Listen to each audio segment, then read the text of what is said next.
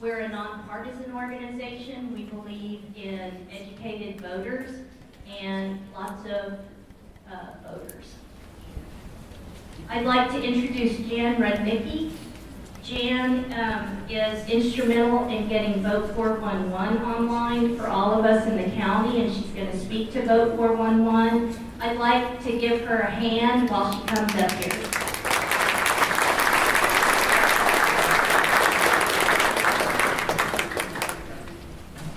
Good evening and welcome. I'd like to thank all of the candidates for running. I think that's an awesome job and responsibility.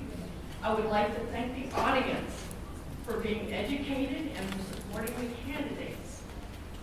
I wanted to tell you a little bit about Vote 411 because many of you are familiar with our voter's guide. It comes out in the local newspapers, and we put it in government offices and libraries across the county. But this election, as most primaries are, is huge, and we cannot get all of that information into our little voter's guide. This has been an issue with the league for a long time. So what they did a few years ago was create vote411.org. It's an online site. It has every race, every candidate in the state of Texas.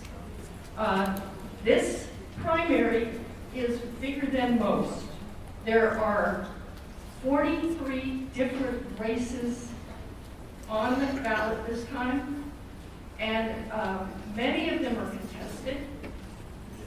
One of the races alone has attracted 22 candidates, and that's the U.S. Congressional District 21, which runs right through San Marcos. So members of this audience, if you live in that district, are going to have to decide among all of those candidates. That is not going to appear in this voter's guide. It's not going to appear in the state voter's guide. It will be on Vote 411, however. And so you can go to that site. We are handing out these small bookmarks, and it's not hard to remember vote411.org, but if you can remember it, take one, hand it out.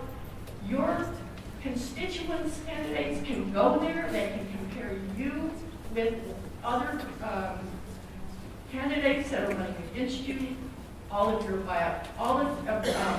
biographical information is in there, and the answer to the league's questions. The U.S. congressional races are in there, and all the way to the county races. The really good thing about it, however, is that you can put in your own address and see only the races that you'll be voting in.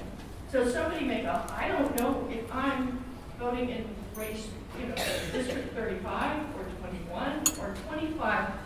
Vote 411 can tell you that, and you will see just the candidate that you will be voting for. And you will, because it's a primary, you may choose to look at either the Democratic ballot or the Republican ballot, but you can also see both. So we're encouraging you to go there and not be overwhelmed by the number of candidates, the number of signs, the number of political things that end up in your mailbox. Go to that site and you will get information that's customized to you. And I want to add one more thing. The league doesn't save that data. You can't even save that data. If you just look at it, you read it, you may print it if you want, but the next time you go onto the site, it's all gone. So it's not being tracked in any way. We believe in supporting voter education, not collecting data on people. So I encourage you to try Vote 411. I think you'll find it really helpful. Thank you.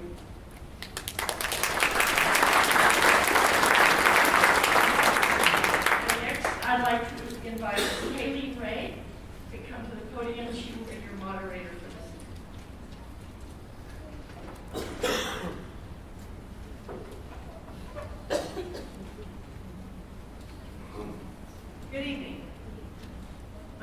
Kayleen Ray, and I will be the moderator for tonight's candidates debate. Only contested primary races will be featured tonight, and only races at the county level. Please keep in mind that primary elections are held by the political parties to choose the candidate that will represent their party in the general election in November. When you vote in a primary election, you must choose which party primary, either the Republican or the Democratic, that you wish to vote in, and you may vote in only one. As a result, each race is among candidates of only one party. Because there are really two elections occurring at one time, it's always a challenge in the primary election to decide how to best present the candidates. Tonight we'll be presenting the candidates for a position by party. We will be using the time limits that are set out in the debate rules, and to help us adhere to those time limits, we have some timekeepers in the front row here that will let us know when the time allotted for each segment has elapsed. So please make a note, everyone. The timekeepers for tonight's debate are Larry Calvert and Barry James, and they are right here. If y'all would stand for a minute so they can see. Candidates, please note where the timekeepers are. Thank you. Before we begin the debate, I will read the rules for the candidates debate. These rules have been provided to all of the debate participants. Introductory remarks. At the beginning of the debate, each candidate will have an opportunity to speak for 2 minutes. This time should be used for introduction and to address the issues. Timekeepers will hold up cards showing the countdown of time. A card indicating 30 seconds. It says in the rules, and you may have thought that you were going to get a card indicating 15 seconds, but it says 30 seconds, we noticed. But when you see that card, it will be a signal for you to wrap up your statement. What I've asked the timekeepers to do is to wave at the candidates or the questioners when the 15-second time has arrived, so that if you'll look, if they're waving at you, that means you've got 15 seconds to wrap up what you're going to say. When the time has elapsed, the timekeeper will hold up the stop card, indicating that the time has ended.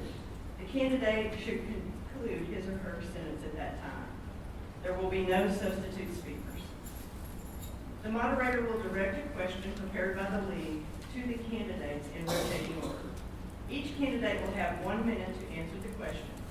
The candidate to whom the question was first directed will be given 30 seconds for rebuttal. Each candidate will have a chance to answer first and then give a rebuttal. At the conclusion of the league debate portion for each race, questions can come directly from the audience. Questioners must approach the podium, over to my left here, and be recognized by the moderator. Questioners must identify themselves prior to asking the question. Questioners may direct their questions to any and or all candidates. Questions must not include personal attacks against any candidates, but should stick only to the issue. Questions can be no longer than 30 seconds. Each candidate will have 1 minute to address the question. There is no rebuttal in this section. Timekeepers will indicate to the moderator when the time has elapsed. Preference will be given to questioners who have not yet asked a question. Each candidate will then have 1 minute to make closing remarks.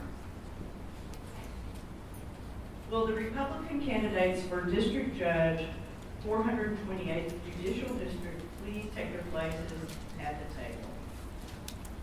I believe we only have one of the two candidates for this race. The two candidates are Bill Henry and Benjamin Wetmore. And Judge Henry is here tonight.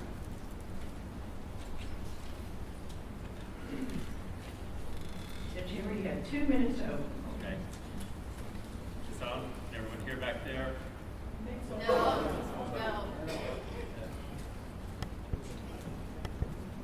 Malfunction. Is that better? No.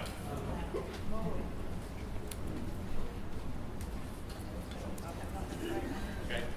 Can I use your microphone then? Okay. Ladies and gentlemen, I want to thank the league and thank you for being here tonight. We're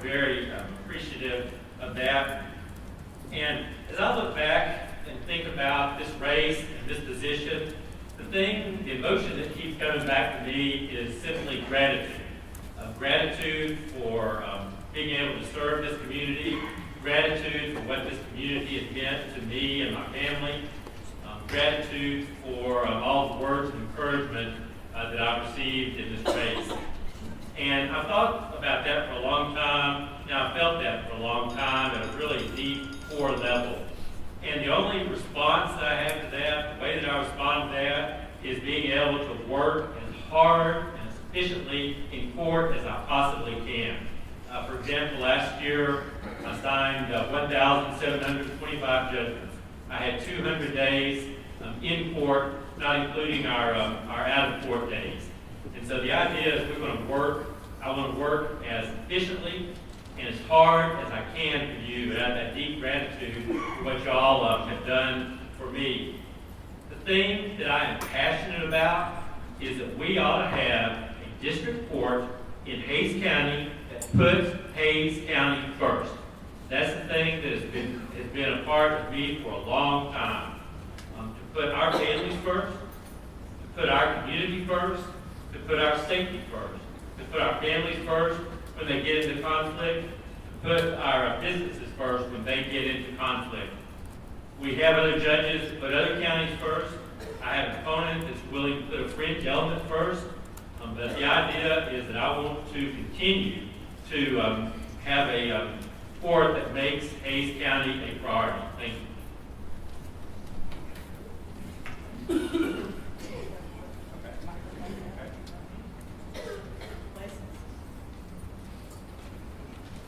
Our first lead question. If you observed a party in your courtroom being poorly represented by an unprepared or ineffective lawyer, how would you handle the situation? Basically, everyone has a right to choose their own attorney. And the idea is that as a judge, you are to stand neutral. But you also have a responsibility to make sure that the system is fair.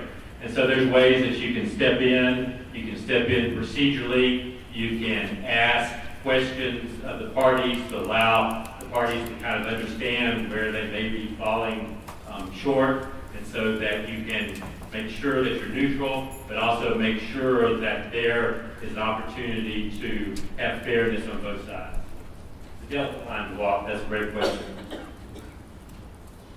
Next question. How could the cost of judicial administration be reduced?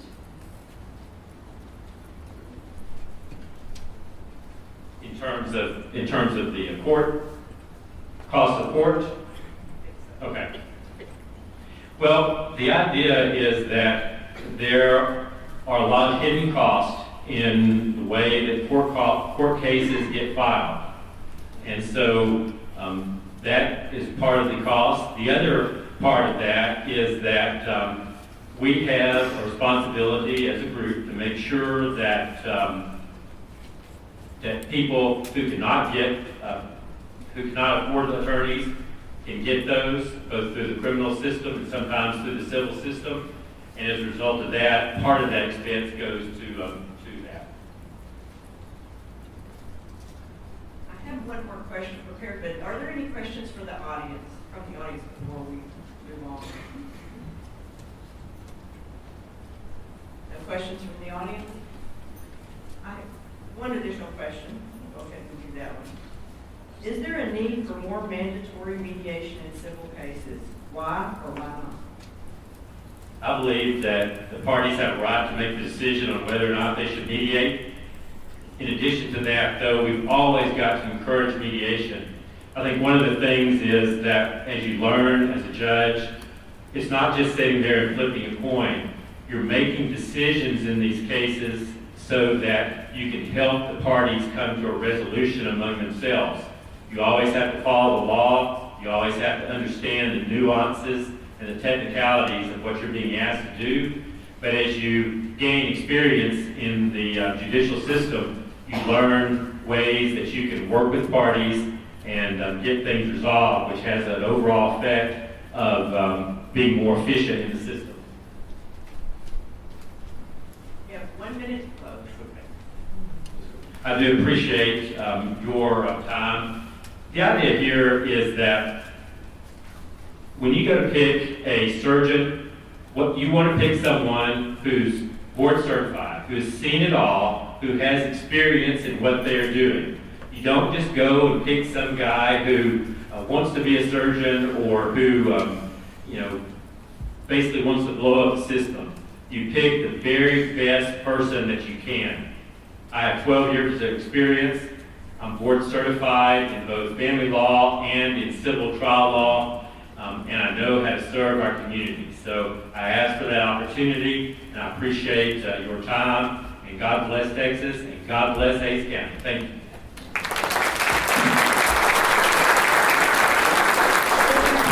Candidates for Judge of the County Court at Law Place 2, please take their places at the table.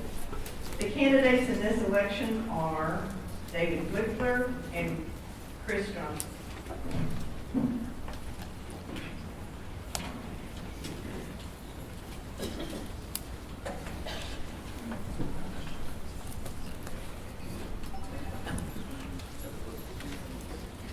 Do we have them identified? You each have 2 minutes to open. Mr. Glickler, would you begin, please? Well, hello, I am Judge David Glickler of County Court at Law Number 2. And I am the judge that got charged with DWI 3 years ago.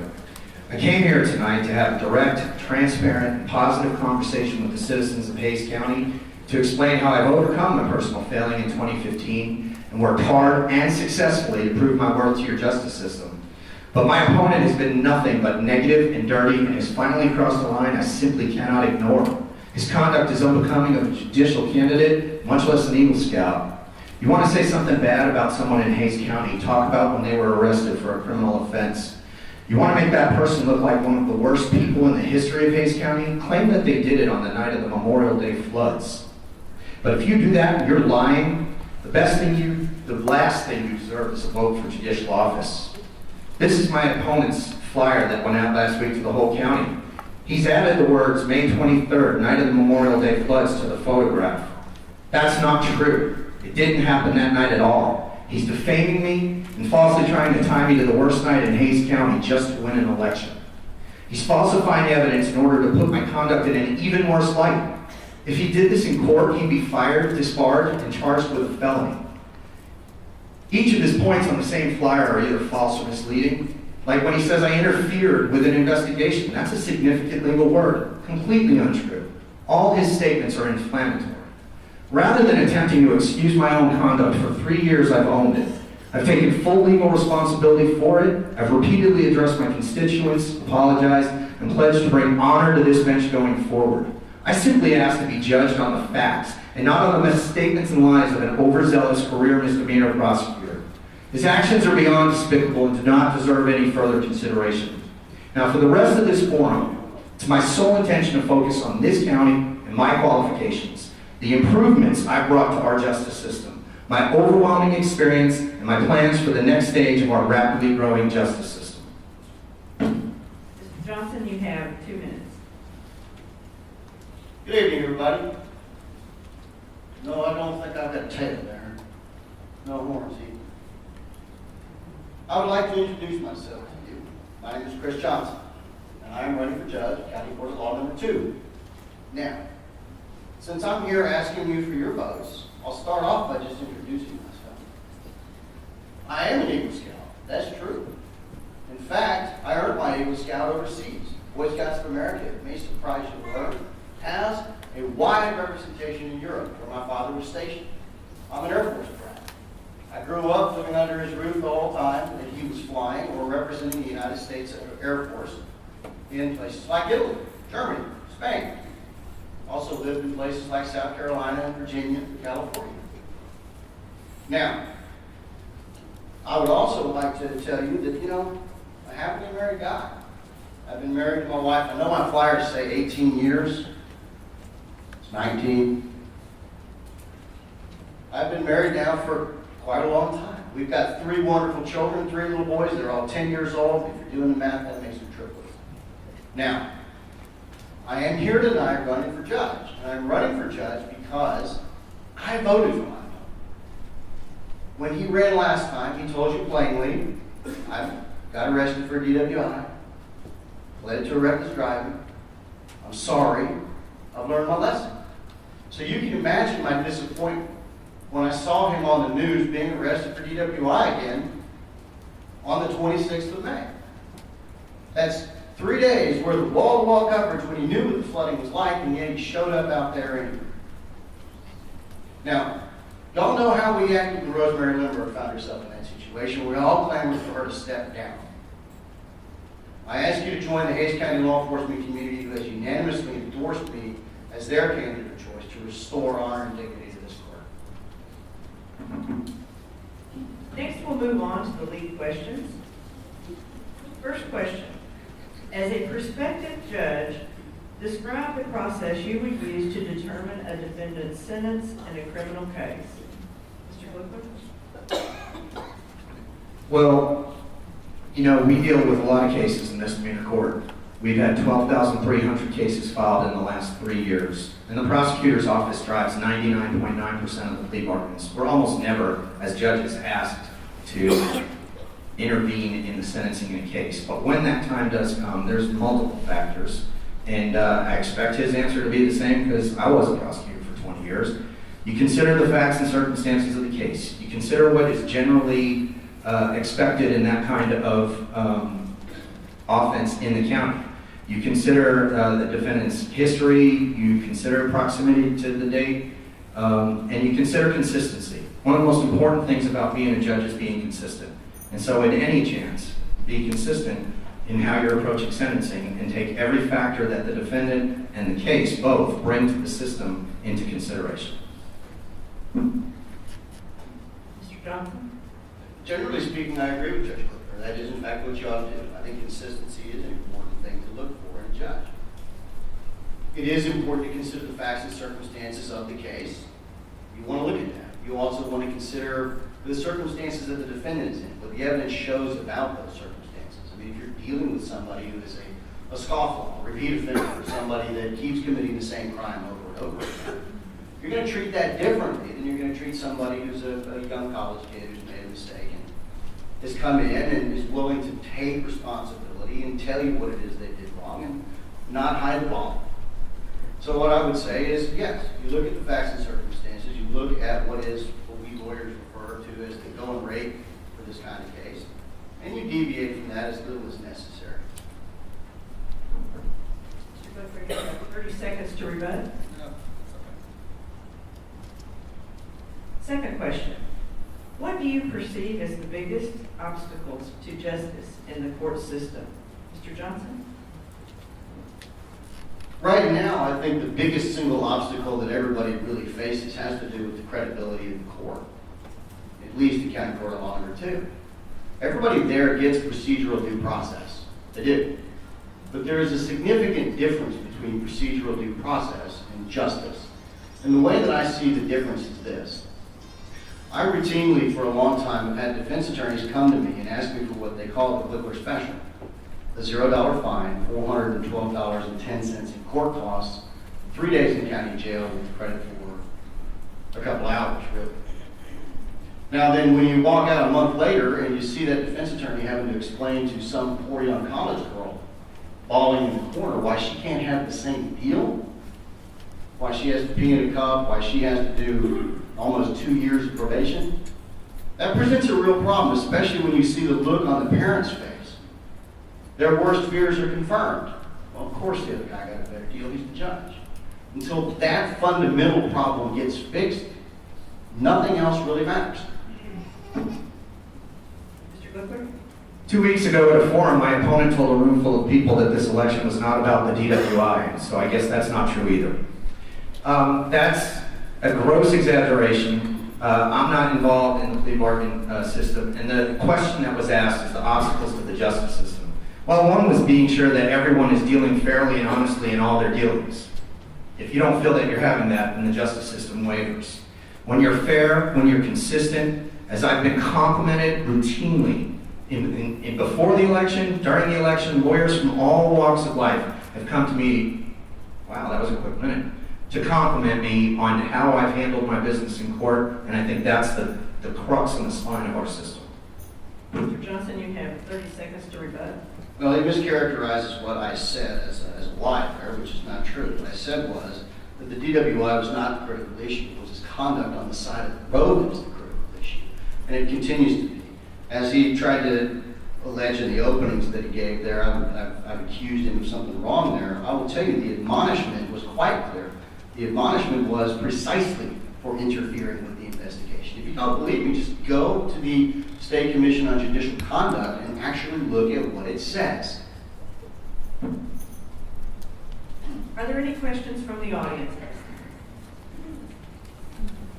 Please make your way to the podium.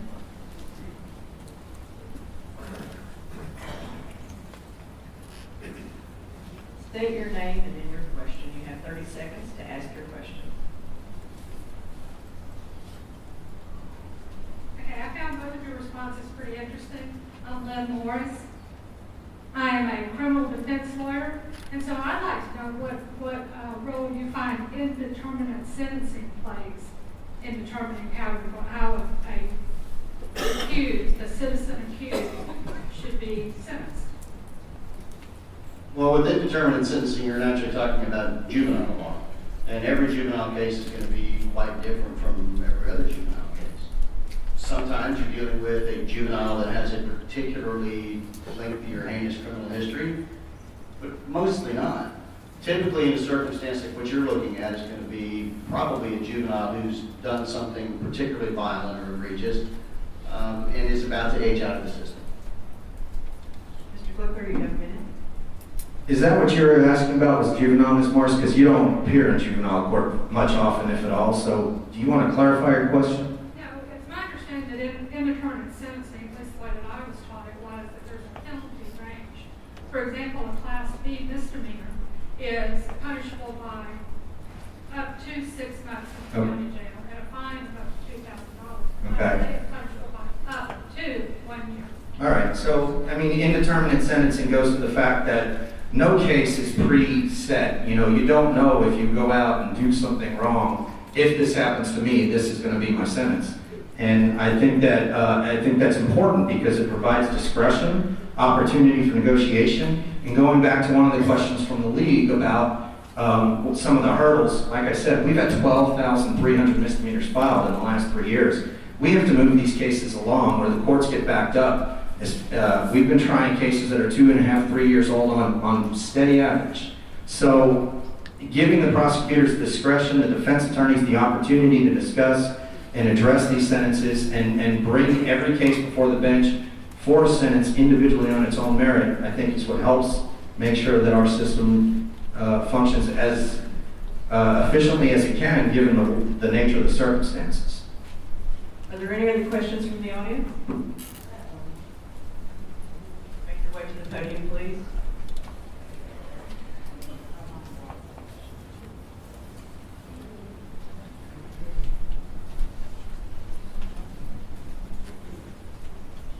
Yes, sir. Please state your name. My name is Arthur Taylor. Good evening, candidates. I'm a local business owner here in St. Marcus and have been for quite a long time. As a learner of law, I want to find out from the candidates your view on recidivism and how to curtail the number of recidivism cases that come before your court. Mr. Booker, would you begin with that, please? Well, for those who don't know and aren't as learned as Mr. Taylor, recidivism means folks who commit crimes and then are sentenced and then continue to commit crimes. And I think that one of the things that we've started doing, for example, we do it in the Veterans Treatment Court, is to work closely with folks who are on probation or facing charges and address their case on a faster basis. In Veterans Treatment Court, we bring them back to court every 2 weeks for the first 3 to 6 months and every 4 weeks and so on.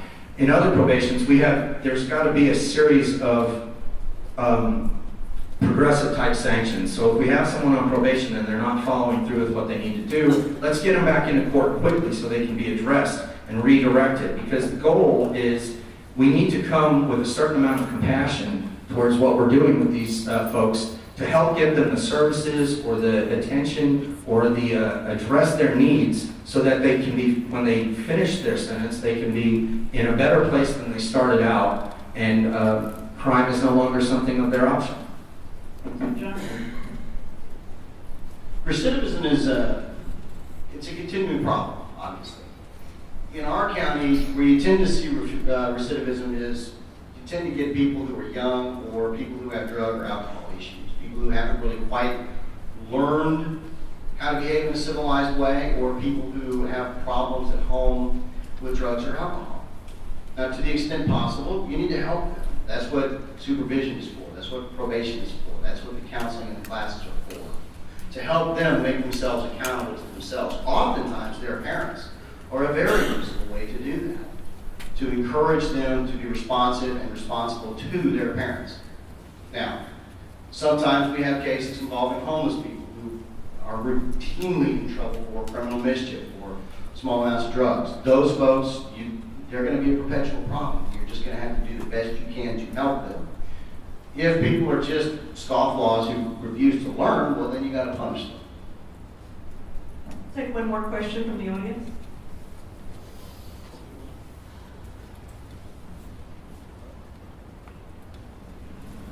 Okay, I'm a little confused here. Mr. Glicker, did you have 1 or 2 DWIs? I have been convicted of 1 DWI. Is there 1 pending? No, So you've only been... 1 conviction for DWI. Please just ask your question and let the candidate answer, please. Okay, I apologize. Okay. That was my question. Okay. Mr. Johnson, any response? He was arrested for driving while intoxicated while driving down the wrong way on a one-way street in Austin before he was last elected. He pled that down to a reckless driver.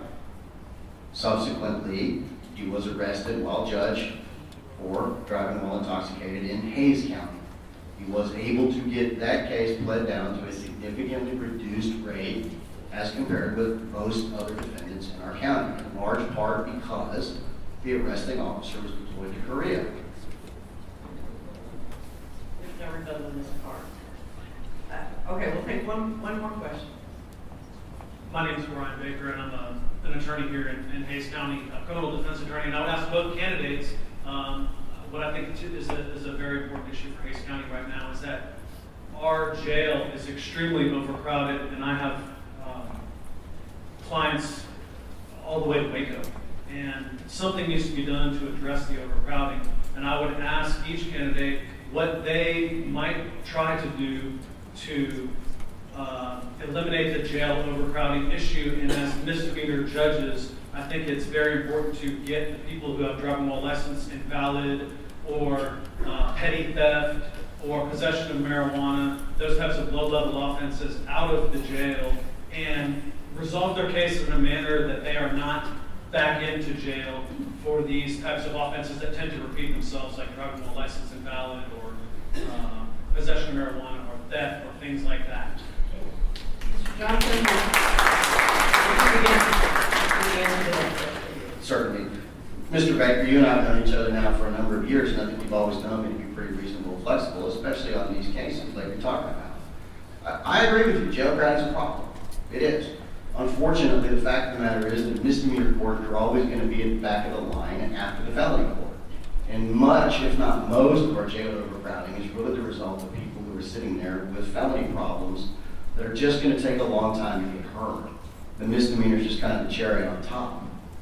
Now, if you are dealing with defendants who only have these types of cases, a DWI or a shoplifting or a possession of marijuana, then bonds should be set appropriately. I don't have a problem with PR bonds or low bonds. Get them out. They don't need to be taking up the time in jail. You need to get them out to take care of business, and preferably with a minimum of financial inconvenience, so they can then turn around and hire a good lawyer and make sure that their case gets handled expeditiously. Mr. Whitman? Well, Mr. Baker, we've also worked together on that, and one of the things that I've done in trying to address that immediately is I made it a very strong and permanent policy that I'm always willing to consider a PR bond on the representation of someone on another person that someone in the jail can be counted on to return to court, which is really the only issue in bond matters anyway, that and safety of the public. I've been willing to go over to the jail at off hours to magistrate for any time needed to get somebody out of jail for these misdemeanor charges. And I think that there needs to be an emphasis in the district attorney's office on intake for misdemeanor cases for people who are in jail, so that we're not facing a situation where someone may sit in jail almost as long as the maximum sentence for their crime before the case gets filed. But we have a jail docket every Thursday afternoon, and Judge Upgrove and I are very quick to respond to requests for PR bonds. For those who don't know, that means people get out of jail without paying any money. If you're in there on a misdemeanor DWI or possession of marijuana, I don't need your money for you to promise you come back to court. Just come back to court and get out of the jail and lessen the crowding in that manner. At this point, each candidate will have 1 minute to close. Mr. Johnson? What we have right now is a judge who is honestly unable to fulfill what is, I believe, the most critical aspect of his job. To be a symbol of justice and obedience to the law. That's why the issue in this case is the DWIs and his conduct on the side of the road. He chose to drink and drive. He chose to interfere with the investigation. He chose to plead his case. He chose to do so when the arresting officer was deployed to Korea. He could have, as he has told numerous reporters, held himself to a higher standard. He didn't. What I'm asking you to do is to hold him to at least the same minimum standard that we hold ourselves. But your law enforcement community has unanimously endorsed the Hays County Law Enforcement Association, the Kyle Police Association, the San Marcos Police Association, and the Fraternal Order of Police Lodge number 23. Because they know what I'm made of. They know that they can count on me to do a good job. Join them. Teamwork makes Hays work. Mr. Woodward? I have stood for 3 years as a symbol of retribution and rehabilitation. He has admitted tonight that his flyer is false. He said, read the Commission on Judicial Conduct public reprimand, do it. It does not say interfere. It said try to influence. There's a substantial difference. I want to echo what Judge Henry said. Get the best person for the job. Remove the events of May 2015 and his indefensible lies and exploitations about them, and this is not a close contest. I'm board certified in criminal law and have been since 1999. I've prosecuted major crimes in multiple counties for the last decade plus before I became judge. And I've overseen the growth and the development of a veterans treatment court that has become a shining example of hope and success for all veterans and Texans. And when I talk to them face to face in court about the opportunity to prove yourself again and rebuild your life, guess what? I'm actually a credible person. He can't get a promotion out of misdemeanor court for 10 years. Do what Judge Henry said. Vote for the best person for this job. Thank you. Thank you both.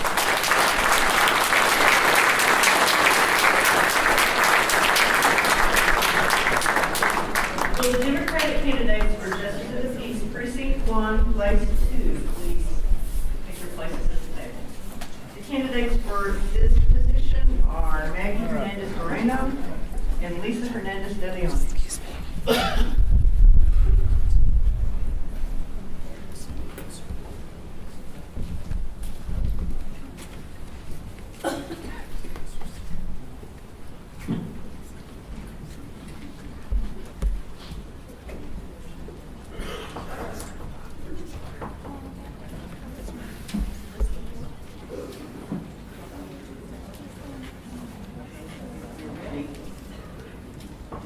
You each have 2 minutes for introductions. Ms. Moreno, would you begin, please?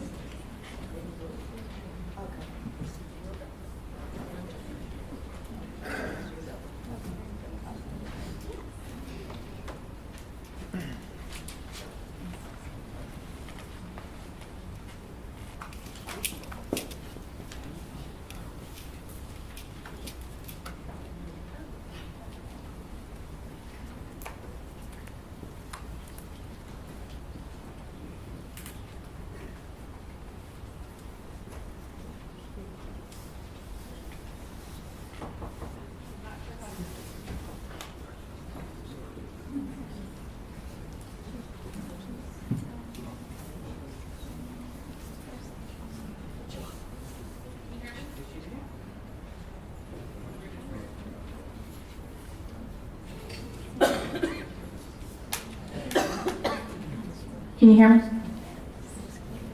Good evening. My name is Maggie Hernandez Moreno, and I have had the honor and the privilege of serving as your Justice of the Peace for Precinct 1, Place 2.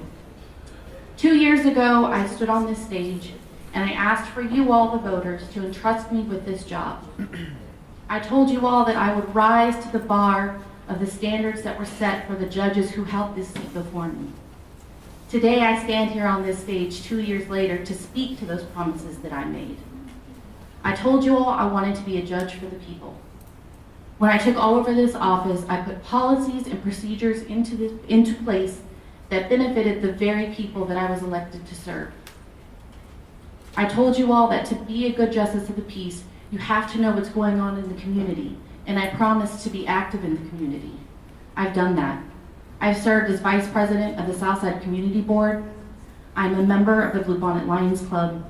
I'm a board member of Nosotros La Gente, and I was appointed by our City Council to serve on our Housing Authority Board. All of these organizations have one thing in common. They work to address the very problems that I see before me in the courtroom. I told you all that I wanted to build a strong relationship with law enforcement, that I would be a judge that they could count on. My willingness to go above and beyond that has earned me the endorsement of our San Marcos Police Officers Association and our Hays County Law Enforcement Association. I spoke about the relationship between the Justice of the Peace and the Constable's Office. And tonight I stand before you honored to say that our Constable for Precinct 1, David Peterson, lends me his support. So tonight, at the end of this, I hope that you will see that that trust was not misplaced. Thank you.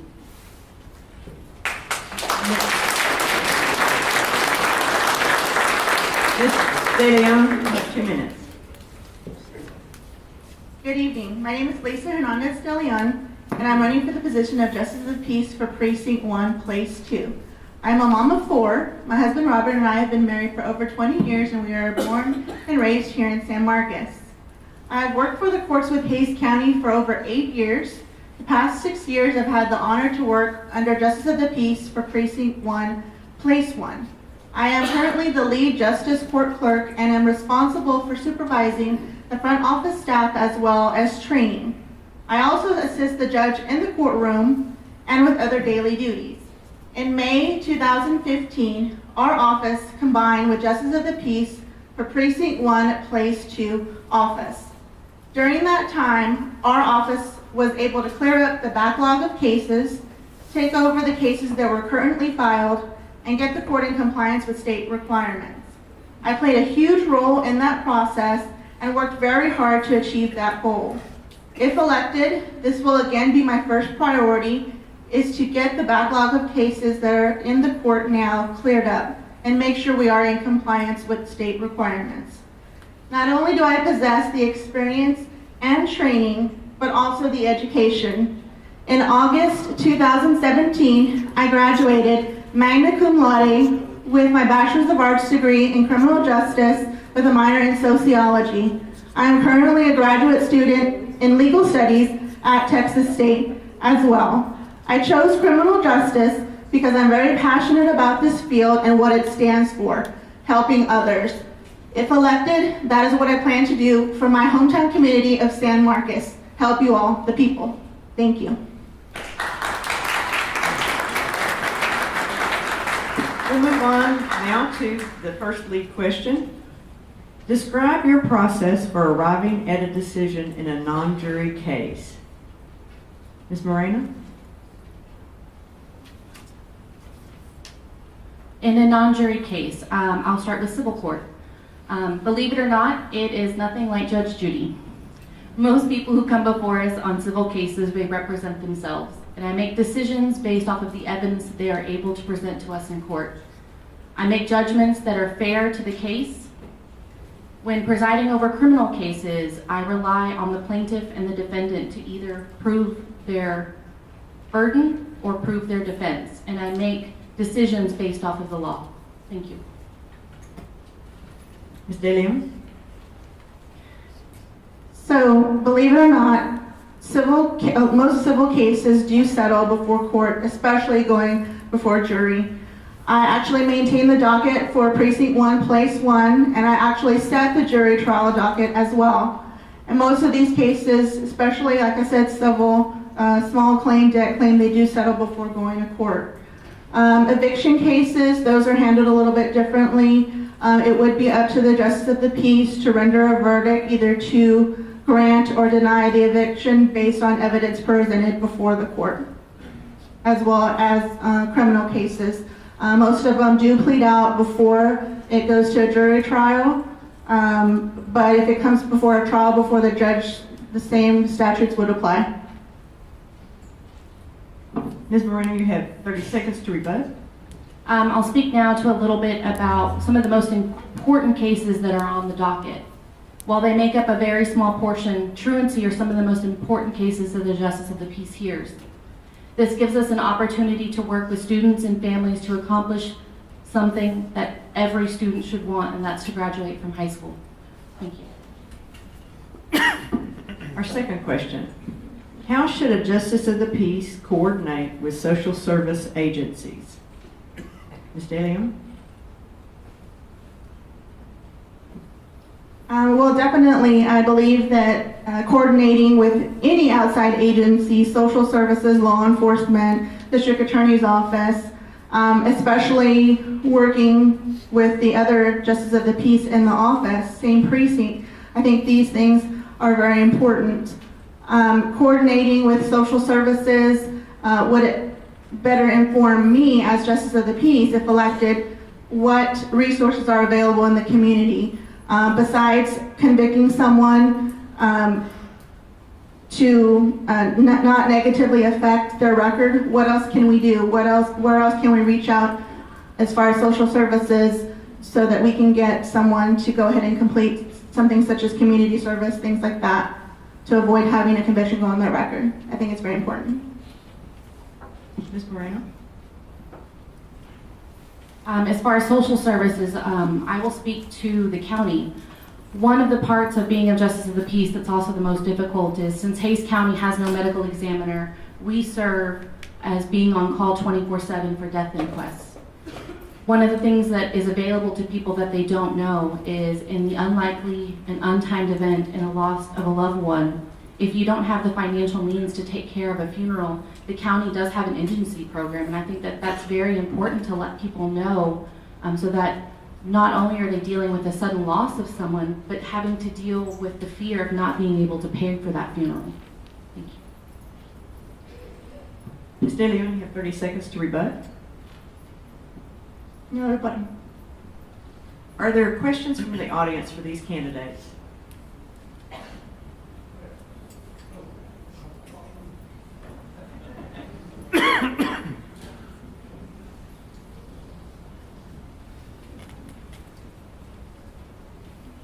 Please state your name, and you have 30 seconds to ask your question.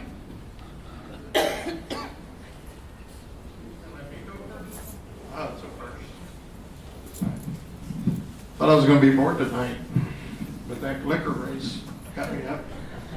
I'd like to know... Your name, please? Ruben Garza. I heard cases that there was a backlog, and I guess I'd like Judge Moreno to speak to the backlog and your opponent as to how many cases you actually cleared up and how many are left and why there's a backlog. Thank you. Ms. Moreno? When you use the term backlog, it's almost deceiving in the sense of they're not people who are waiting to have cases heard. We have evictions that we are required by law to hear in 21 days. In the event of a civil case, those are required to be set out at least 45 days because we give the defendant the opportunity to respond within 21 days. And if they don't do so, then we do have the option of as a judge to enter to a default judgment. But as far as cases that are open, as we all know, at one time everyone carried a checkbook. Most people now use debit cards. However, there are still a lot of hot check cases that are still open. And yes, I could close those. But I have to answer to those small business owners and tell them that I feel that having a clear case log is more important than getting them that money that's owed. And That's my choice. And I stand here and I'm willing to take the responsibility for that. Ms. De Leon? Well, as far as eviction cases goes, those are heard in our court. They're heard every Thursday. So there's really not a backload of those cases, for example, because, you know, as the Thursday docket goes, I go back in to, I sit with a judge. So I'm her clerk in the courtroom. And after court, I go back and I, you know, dispose of the cases. If there's a judgment rendered, I mail it out, things like that. So I get everything on that docket for whatever particular day. Those cases are either disposed of, reset, things like that same day. There are cases in the JP 1-2 court right now, though, as far back as 2016, that have not been worked, haven't been touched, and I'm talking about criminal citations. So these officers that we have, law enforcement, are out risking their lives daily to issue someone a citation, but these citations are just sitting here doing nothing. Next audience question. Your name, please. Hello, my name is Harvey Jenkins. I live at 1420 Shuley Drive here in San Marcos, Texas. And I've got a question for Ms. De Leon. When was the last time you visited any school as a benefit to the students and not just as a benefit to your children? Ms. De Leon? My daughter's 21 years old, and when she was at Bottom Elementary, I served on the board there. I not only helped my daughter, but I felt I needed to assist with the other students there at Bottom Elementary. So I don't feel that I'm just assisting at the school, particular school that my child goes to. I believe in helping all of our children. So I don't feel that I'm just 2003 would probably have been the last time. Thank you. Ms. Moreno? One of the benefits that comes with being a judge is you are always inundated with invites to go and participate in elementary events, and I absolutely love to do that. I have volunteered with Zavala Elementary when they did career fair, and I brought my robe with me, and I allowed the students to take turns putting my robe on, and I let them make the decision of whether or not they wanted to keep their teacher in jail or let them go home. I've volunteered with other elementary schools where students are being rewarded for their activities in the classroom. Although all of those schools tell me that they appreciate me coming out, I'm the one that gets to walk away with a feeling of appreciation. Thank you. One more question from the audience. My name's Angela Hernandez, and I too am a Hays County employee, and I actually work for Judge Prado. This question is for Judge Moreno. 2 years ago, I was here at the debate as well and heard all your promises. But one thing that sticks to me and has stuck to me for these 2 years is you mentioned that you would work closely with Judge Prado and that she had the strongest or more experienced clerks. How is that working for you right now? Are you working with Judge Prado right now? Yes, ma'am. So Judge Prado and I have the benefit of being the only precinct in Hays County that has 2 justices of the peace. Judge Prado and I have an alternate schedule, being on call for each other. There have been times where I've needed Judge Prado to cover for me, and she's done so. There have been times that she's needed me to cover, and I've absolutely done so. When Judge Prado was scheduled to hear cases, her daughter called her and told her she wanted to go and try on a wedding dress. And to me, that's one of the most special moments that every mother should enjoy with her daughter. And so I stepped up and I heard those cases so she could go and do it. Because we do have to work together professionally. And as far as I'm concerned, I have a good relationship with Judge Prado. Ms. De Leon? For those of you that do not know, we do share an office. And since my opponent has stepped in October 2016, there has been no collaboration with the courts whatsoever. There has been not one training. There has not been one meeting with all of the staff as well as the Justice of the Peace. So if elected, I do have that strong working relationship with the Justice of the Peace for Precinct 1, Place 1. I am able to communicate with her. sometimes I'm even able to answer her own question before she has the ability to answer. So I have a very strong working relationship with her now, and it will be even stronger if elected into this position. Thank you. You each have one minute to close. Ms. De Leon? I just would like to thank everyone for being here this evening. If you take away anything that I've said tonight, I want you to remember how hard I've worked to come up and stand up here in front of you today. This is the first time I've ever run for any type of position, but since 2000, when I declared my major in criminal justice, I knew I always wanted to work into this field. I just wasn't sure where. When I stepped into the Justice of the Peace office for Precinct 1, Place 1, I knew I would be one day the next Justice of the Peace. I graduated in August 2017, magna cum laude, mom, wife, mother of 4, going to school full-time, and still graduating with honors. It would be an honor to serve as your Justice of the Peace, and I ask for your vote and your support in the March 6th primary election for Justice of the Peace for Precinct 1, Place 2. Thank you. Ms. Moreno?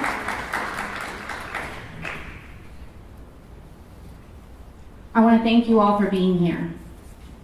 I hope that this has given you a small glimpse into the trust that you all have given me that I have had the utmost respect for. I have enjoyed every minute of this job, even the most difficult ones. I have worked hard to put into those promises that I have made. I'm doing the job. There is a sense of honor and responsibility that comes with wearing that robe. But that robe is not mine. That robe is y'all's. You all will have to make the decision which person you feel should be wearing that robe.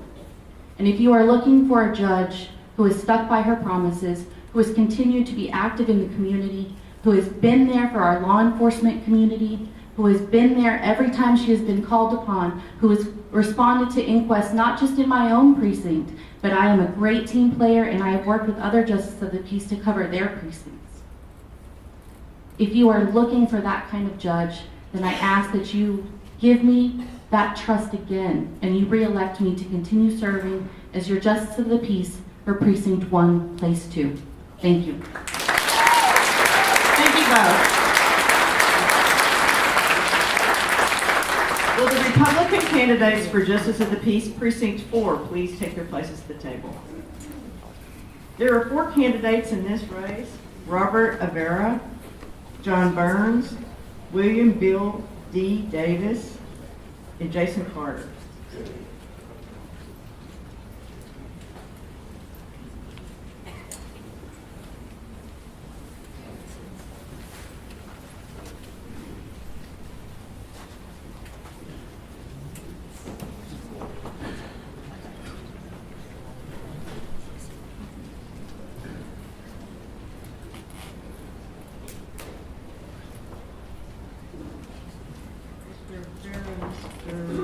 Burns. Okay.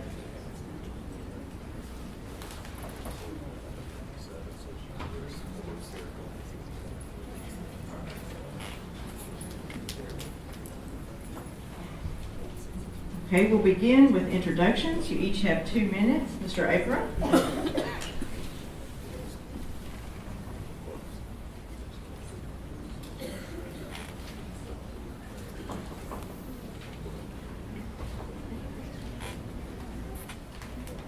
Hello, my name is Robert Avera. I'm running for Justice of the Peace Precinct 4 in Dripping Springs. I want to thank the League of Women Voters for putting this event on tonight. And I want to thank all of you guys for taking time out of your busy schedule to come listen to us talk about what we want to do as a candidate for these different offices. So thank you for your time. I'm running for Justice of the Peace Precinct 4 because I love Dripping Springs. My family's been a part of Dripping Springs for over 30 years. I've served as an attorney in Dripping Springs for 10 years. I've been on the fire department board for 8 years, and serving other people, being involved in the community is what really gets me up in the morning, and I really enjoy it. And I feel like with my experience as a lawyer and as a firefighter, my experience with the fire department, that I can be a great justice of the peace and I can continue the legacy of the current justice of the peace, and which is to uphold the Constitution and apply the law equally and impartially to all those who come before me. Mr. Burns? I'm John Burns. I'm also running for Justice of the Peace in Precinct 4. We're not going to have the fireworks you may have seen earlier. There is no incumbent in this race. I thought I'd tell you a little bit about me to start off with. I'm a husband. I've been married for 34 years. I'm a father of 3, grandfather of 9. I've had a very broad range of life experiences, which I think are important to being a Justice of the Peace and dealing with people from all walks of life and all different sets of circumstances. I've been an attorney for over 20 years. I'm a military veteran. I'm retired Navy. I spent 5 years on active duty and 17 years in the Navy Reserve. Most of my reserve time I was in naval intelligence, and I held a top secret security clearance for over 16 years. Additionally, I have a PhD from Baylor College of Medicine in Houston, and I did medical research for 14 years. Over the course of my 5 decades in the business world, I've worked with hundreds of people in lots of different environments and had to deal with people from all walks of life and circumstances. And I think that life experience has given me the skill set, along with being an attorney and military officer, so that I'm able to adequately represent the people of Precinct 4 and render justice as appropriate in the court. Thank you.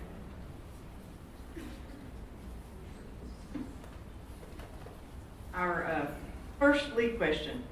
What is the most important skill or knowledge a Justice of the Peace needs to be effective? Mr. Everett? In justice court, a lot of the litigants that come before us are pro se. They don't have attorneys.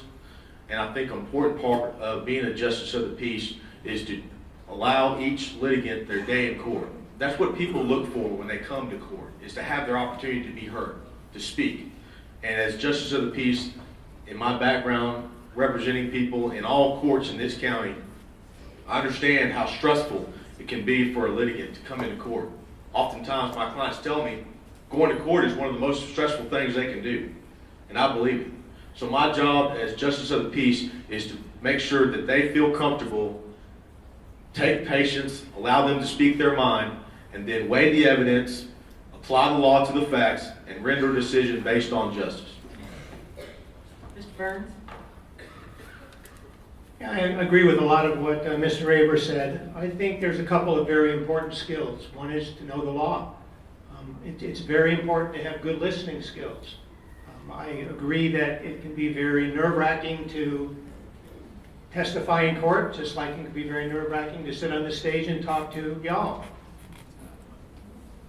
I think that being able to try to understand the parties involved in the case and their particular situations, understand the facts and the circumstances of the case, help you render a more appropriate decision.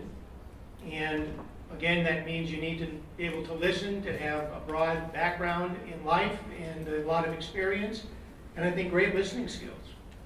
So, Mr. Avery, you have 30 seconds to rebut.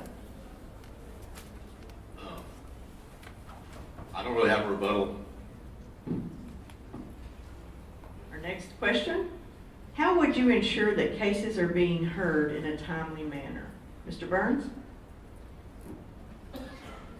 well, I think the most important thing you need to do in any legal system is have a good docketing system. A docketing system is the system you use to keep track of cases as they come in and as they progress through the system. Make sure that cases are scheduled in an appropriate time and that all the prerequisites are available to the court before you have a hearing. So I think that's the most important thing you need to do to be able to manage that system and make sure you have a good workflow. Over my professional career, I've been, as I said, held many different positions, and one of the things I was responsible for at a company I worked for a few years ago was process improvement. And I think that managing workflows is an important aspect, again, of making sure things move smoothly through the court system. Mr. Abram? Yeah, I've practiced in front of every justice court in this county, and in the county court of law, and also the district court. So I'm familiar with the procedure. I went to Baylor Law School right up the road, very good advocacy school. And in justice court, the first thing is evictions. Those cases have to be heard within 21 days of being filed. Obviously, we need to hear those quickly. Now, civil cases, a great thing to do on a civil case, which a lot of other courts in this county do, is they have a pretrial hearing. A pretrial hearing gets the parties together, makes them realize this is real, and an opportunity the court can review the pleadings and determine whether or not mediation is appropriate. The Hays County Dispute Resolution Center here in Hays County is very good at dealing with these cases. Sometimes cases involving neighbors, maybe mediation might be best because a judgment in this one situation will not end the controversy. Other cases, which are pretty cut and dry, just going to court might be more appropriate. Mr. Burns, you have 30 seconds to rebut. Are there any audience questions at this time for these candidates? No question?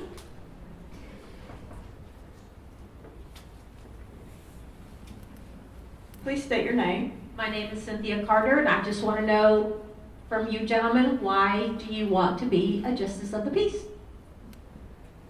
Mr. Avery, you want to start with that? Thank you for that question.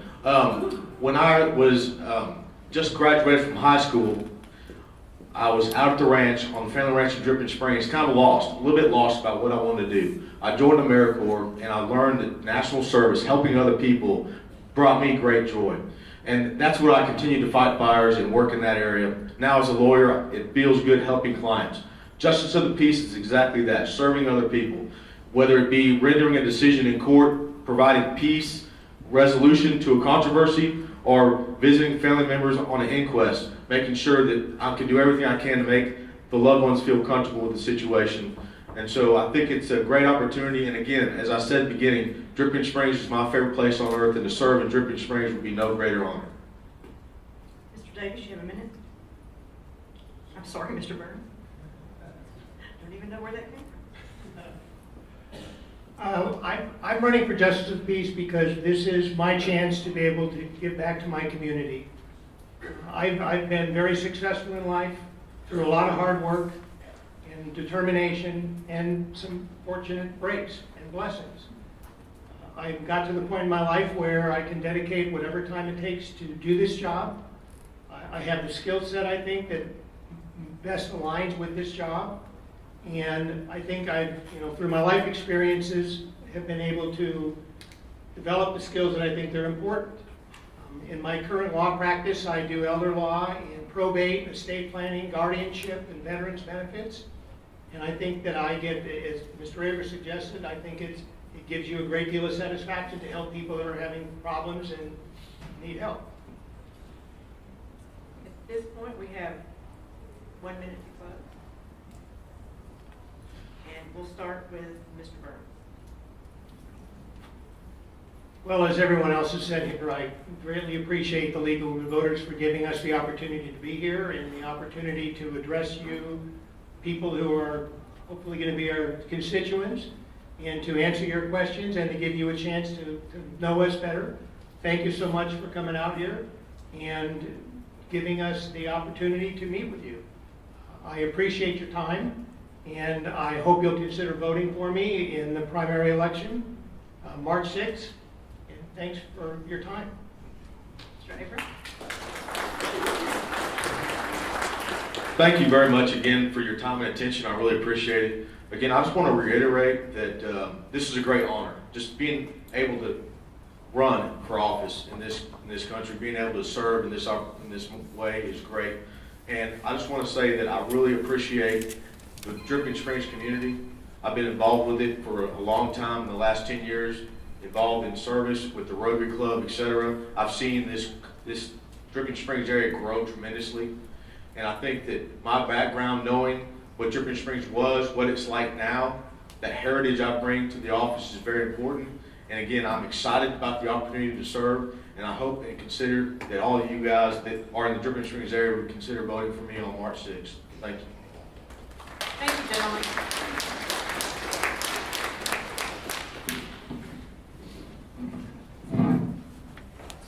Will the Republican candidates for County Commissioner Precinct 3 please take their places at the table? There are 2 candidates in this race, Lon Shell and Colin McFerrin.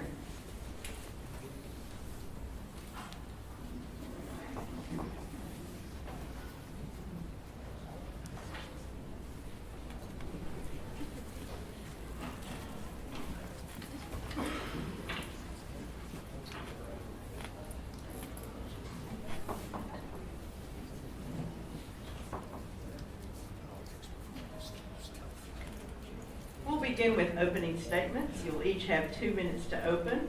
Mr. Shell? Thank you so much to the league. This is a great event y'all do every year. I know this takes a lot of time, a lot of volunteer efforts. I really appreciate what y'all do for our community. Again, my name is Lon Shell. I currently serve as County Commissioner for Precinct 3. I grew up here in San Marcos, went to kindergarten through 12th grade in San Marcos schools, attended Texas A&M, got a mechanical engineering degree, worked in Houston and Dallas, and returned home about 12 years ago to raise my family. That's how much I think about this place. It's one of the greatest places on earth. I choose to serve for my daughter Kathleen. I want her to be able to do the same thing that I did. I want her to be able to go off to school and think about this place like I did and want to come here and raise her family. To do that, we have to protect our values, our quality of life, our natural resources. We have to do all of those things while trying to reduce the tax burden on our citizens. We have to do things like the senior tax freeze that I developed and our court adopted last year, which ensures that no senior citizen or disabled person in Hays County will ever see an increase in their county taxes. Regardless of their tax rate or the appraised value on their home, their taxes can never go up. These are the type of things that conservative leaders can do for Hays County. It's been an honor of my life to represent you. I've been a commissioner for 3.5 months. It seems like 10 years. I hope I have a few more to go. Thank y'all so much.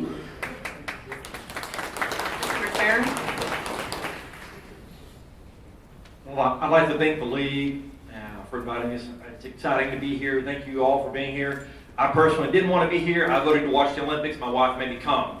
So here we go. But my name is Colin McFerrin. I am running for Hays County Commissioner Precinct 3. I'm an Air Force veteran. I used my GI Bill to go to Texas A&M University. Woo! And I have a degree in molecular cell biology. Went back and used after going and working in the medical environment for a while, I went and got my law degree. And then my wife and I chose to move down here because we fell in love with the hill country. Moved down here from the Waco area. And it's the best decision we've made. And I'm so blessed to be down here. We have fallen in love with the people and the communities. In Wimberley, I have a law office in Kyle. That's where my business is with my law partner. And we've loved every minute of it. The reason I'm running is because we have a lot of good things going on in this county, but there's a lot of changes that need to be made. Most people don't realize when you look, EmpoweredTexans.com is a great website that collates some of this data. We have the 8th highest effective property tax rate in the state of Texas. Effective property tax rate, what they do is they look at and see, and it's a comparison for people like us to be able to see what our tax rates look like and change over time. And we have the 8th highest out of 254 counties. On Texas Comptroller website, they also pull up debt. And if you look at the debt in Hays County, for counties above populations of 35,000 or more, we're the 2nd highest at $2,090 per person. It's a problem. Yeah, we have a lot of great roads, and yes, we still have a lot of stuff we need to do in the county, but it has to be smart growth. We can't do it at the debt that we're doing at. It's unsustainable. Thank you. We'll move now to the first lead question. How will you balance the need to improve transportation within the county with the need to preserve natural spaces and protect water quality? Mr. Shell? That's a great question. Obviously, we have tremendous growth in Hays County right now. Along with that comes many opportunities, but also many challenges, like you just mentioned. We plan to continue to leverage our county dollars for other types of funding sources, whether it be from the state of Texas or from the federal government through institutions like the Capital Area Metropolitan Planning Authority. We have built state roads. My opponent mentioned our debt, this 2nd highest debt. If you take the money the state of Texas owes us, which is $133 million for all the improvements to our state highways, improvements to Rancho 12 would not exist without Hays County tax dollars. The state of Texas is paying us back for that. This 2nd thing highest debt goes away if you subtract $133 million that the state of Texas owes Hays County. Also, our tax rate, my opponent mentions that this tax rate includes your schools, your cities, and everything else. I have no control over what your schools charge us in taxes. I only have control over Hayes County. Mr. McFerrin? So it is important that we make sure that we have the roads and we maintain the quality. That's one of the things I think that you mentioned too, Ms. Ray, was how we balance the roads with the environment and the beauty of this the hill country. I live in Wimberley, so we need to make sure that we're doing that, but we have to have the smart growth for the roads. And so here's a perfect example. One of the ones that we have actually up before the core, I think that was approved to do expansion, was FM 150 along 32 and 3237 area. Now that's exactly where I live. My wife and I live on 3237, and I believe some of the expansion they want to do is just, at this point, a waste of tax dollars, in my opinion. I drive it every day, from my house in Wimberley to Kyle. My son drives it the other way for our house on 3237 into Wimberley. And the amount of traffic out there right now does not warrant us spending the millions of dollars that we have to do that right now. Mr. Shea, you have 30 seconds to rebut. The traffic on FM 3237 is extremely dangerous. There's many subdivisions with hundreds of people living off of them, trying to get across a highway that has no turn lanes, no shoulders. The improvements we want to make are purely for safety, to protect our families and our children as they travel to work and school. Our next lead question. With steadily increasing property appraisals in Hayes County, would you support maintaining or adjusting the current county tax rates? Please explain. It's a great question. And that's one of the cruxes behind why I'm running. So when you look, we again have the 8th highest effective property tax rate. So, but the problem is, a lot of times Commissioner Court turns around and says, well, appraisals have gone up, our values have gone up. There's only one entity, one group of people in the state or in the Hayes County that control what your tax bill is when you get it in the mail. It's the Commissioner's office or Commissioner's Court. When they get the appraisal district, or when they get the money back from the central appraisal district saying, here's the valuations, they have those valuations when they set the tax rate. So they know when they set the tax rate, it's going to either be a net neutral or it's going to raise what you pay in taxes or lower. So when we give you the lowest tax rate in 20 years, they do that because they move money from one fund to another fund in an election year to offset that cost so they can make that claim. But when anybody opened up their envelope this past March, did your tax bill go down? Because mine didn't.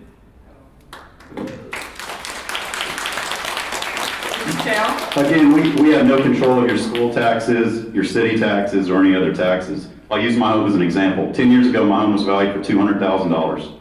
This past year, it was $240,000. That's $40,000 additional appraised value of my home. My tax bill this year was $117 more than it was 10 years ago. That's a 12% increase over 10 years, my county taxes. Inflation was 15% over those 10 years. If you factor inflation on your county taxes, they've gone down in the past 10 years for an average homeowner. Have your school taxes gone down? No, they haven't.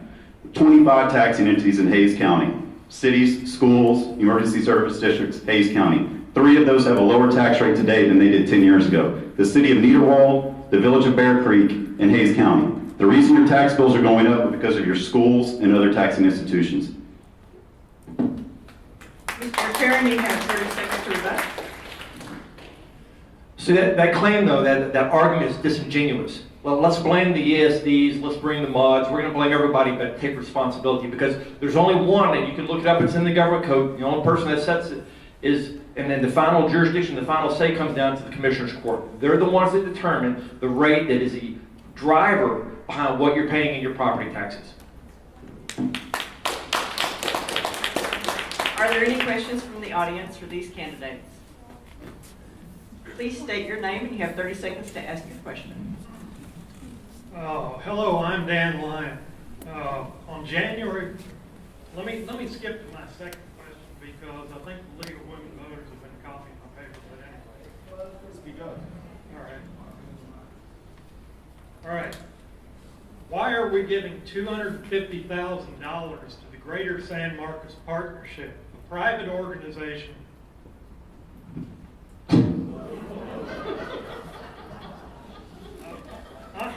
I'm sorry, I'm embarrassing myself enough without any help. But anyway, why are we giving $250,000 to the Greater San Marcos Partnership, a private organization whose leaders are unelected by the people? Mr. Shell? The San Marcos Partnership is an organization that is made up of various governmental entities. Their main focus is job creation, to provide jobs for the future of this county, to increase the tax base so that we no longer have to rely on homeowners and put that tax burden on us as citizens. Mr. McFerrin? That's part of the problem that we have in Hays County, is that we, and Mr. Lyon, I've seen him in Commissioner's Court when I've gone to observe, and he's actually very astute and has done a lot of homework in pulling down these distributions and calls them into question in front of the Commissioner's Court quite often. And the reason is there's a lot of questionable things, which is why we have all this debt, is the Commissioner's Court willy-nilly hands out our money that is taxed from us to private organizations. That's not the only one. There's others as well. And we make horrible distributions, which is one of the biggest reasons, well, there's a lot of reasons that we're in the debt that we're in. And there's a lot of reasons, there's tons of articles that express that. So there have been multiple articles written in Houston Chronicle, Austin Statesman, Watchdog.org that comes and calls into question the debt that we have in this county. And whether you want to recognize it or not is not healthy for us. And it's because of these kind of distributions the county's been doing for years. Next question from the audience. Yes, my name is Harvey Jenkins. Again, I live at 1420 Shuley Drive here in San Marcos, Texas.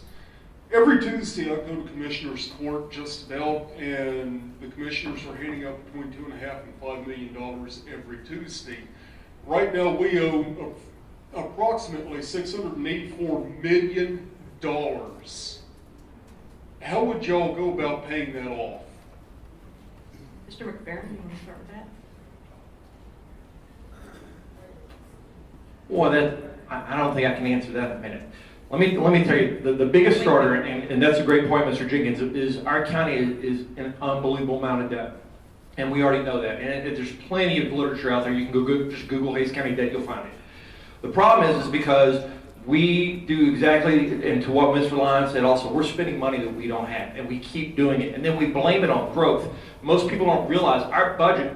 So in the last 10 years, Hays County's grown 45.6%. In the same, this is on the Texas Comptroller data, so you can check my numbers. In the same time frame, our debt has gone up 318.2%, almost tenfold in the same time. We blame it on growth. It's just bad growth. Well, what we're doing is not even smart growth. It's tax and spend. We've added $6 billion in taxable revenue to our tax roll, and yet we still are in just unbelievable debt. And it's for those reasons that we need to make a change and put the taxpayers first. No longer special interests, no longer the political establishment and other things like that. We need to put our taxpayers and our pocketbooks first. Mr. Shell? Mr. Jenkins is incorrect on the matter. We do not have $684 million in debt.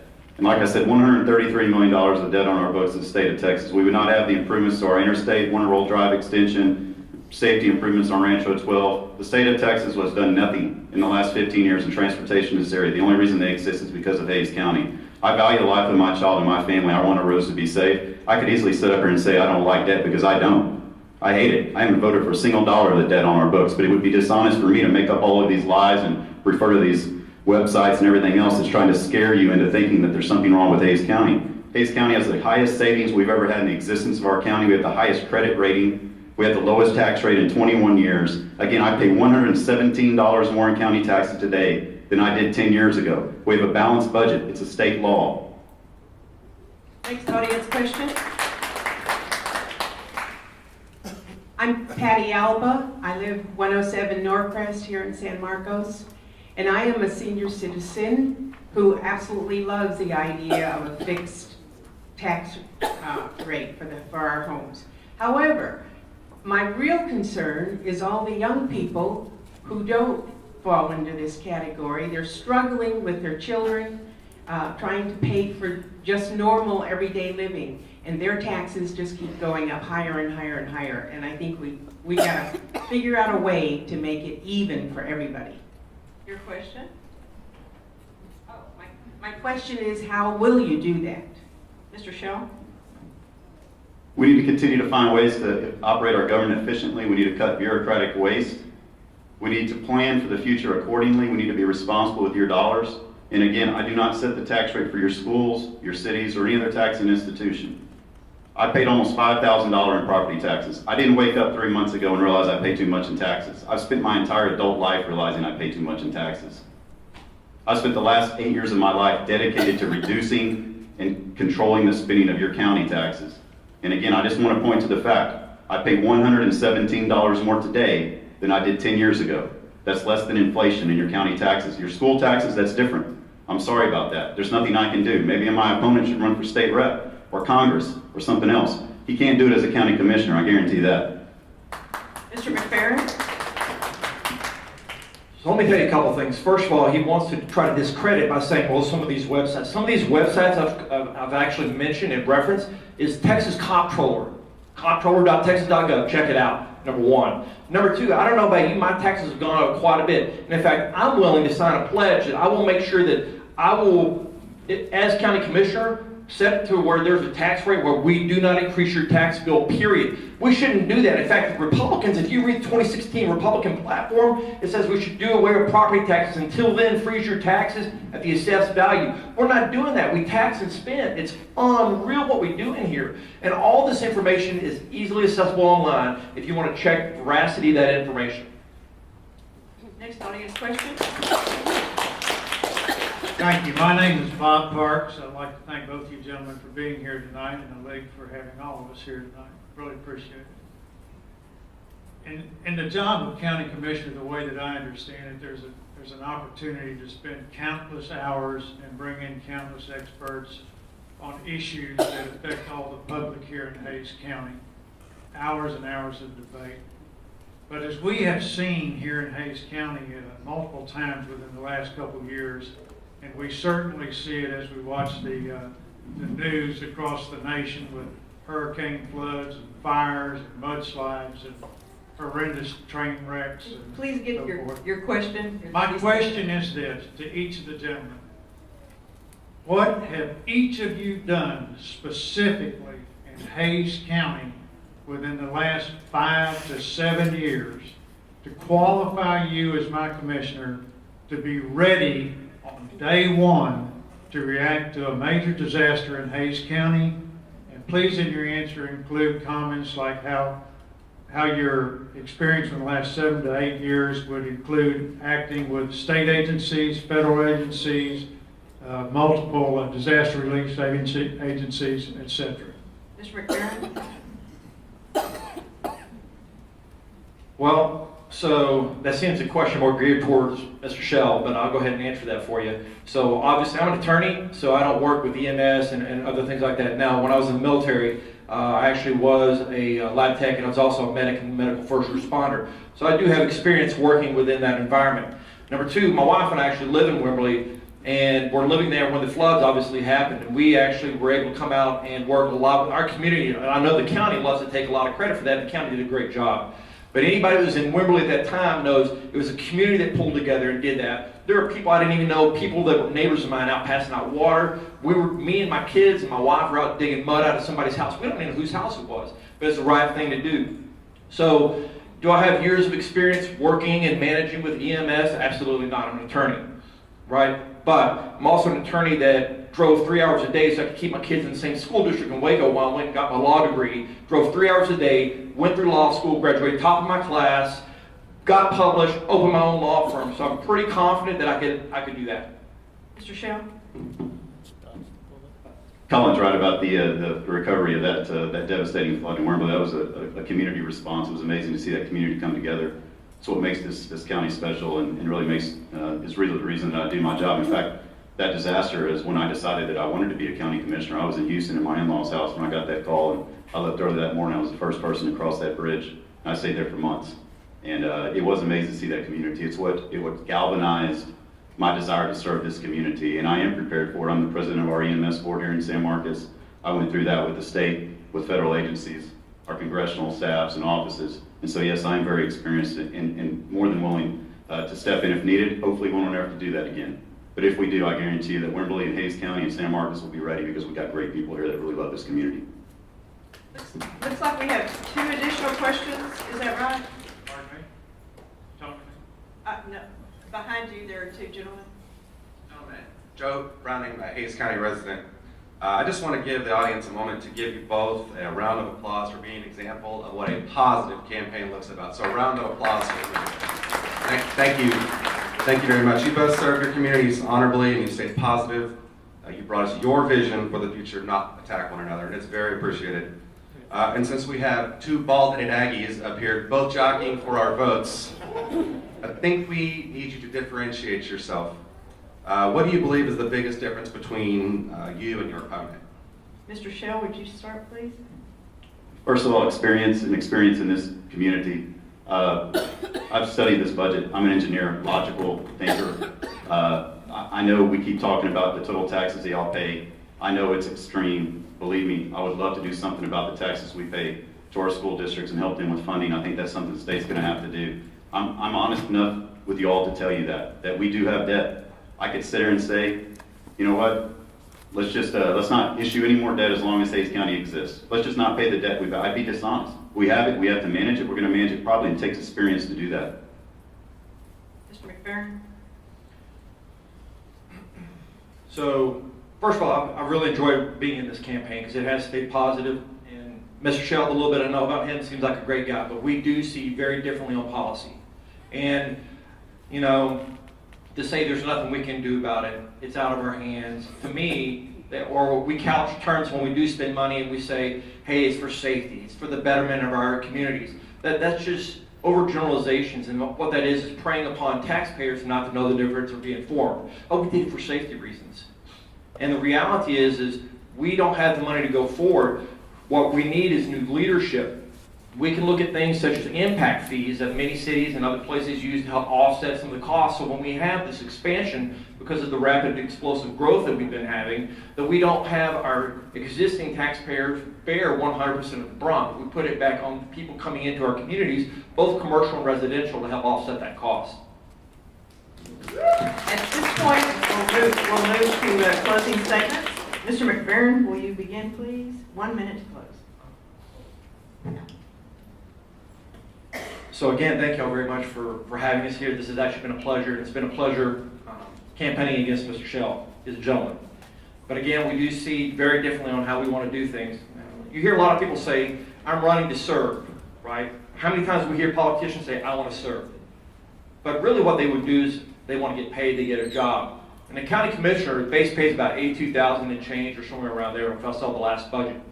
And they also say, hey, I'm a small business owner, right? I'm a successful small business owner. Well, I'm a successful small business owner. So here's how serious I am about resolving the debt issue we have in Hays County. I am a true small business owner and I'm successful. So I'm actually going to forgo my salary as county commissioner, whatever that is, $80,000, $90,000, and give it back to the county, put it back towards debt or whatever else we want, and I'm going to serve this community. I'm not going to come in there and take a job so I can get paid and get a nice fat paycheck. So I'll forgo my salary, and I'm going to call on every other person that truly wants to serve their community, that's a successful businessman, do the same. Mr. Shell, you have a minute to close. Just remember, you often get what you pay for. You know, I really do want to thank the league and all y'all for being here. Y'all do a great service. This has been a good campaign. Tom's a good guy. I've enjoyed this as well. I've mainly enjoyed serving y'all. It's been the honor of my life to serve y'all, and I really do mean that. This is my home. It's been my home for my whole life. I can't explain to you what it's meant to serve you. I've heard terms like the establishment used. I've been a commissioner for 3.5 months, yet I'm the establishment. That's fine. I can live with that. If representing my county for the last 8 years makes me part of the establishment, then so be it. Supporting all law enforcement makes me the establishment, and so be it. All of those things are fine. I guess I am the establishment. I've heard the term of drain the local swamp used in this campaign. I find that offensive. Hays County's not a swamp. We're nothing like Washington, D.C. We're a special place of special people, and I want to keep it that way. And I need your help to do that. Thank y'all. Thank y'all so much. Thank you, gentlemen. Will the Republican candidates for County Commissioner Precinct 4 please take their places at the table? There are 2 candidates in this race, Jimmy Skipton and Walt Smith.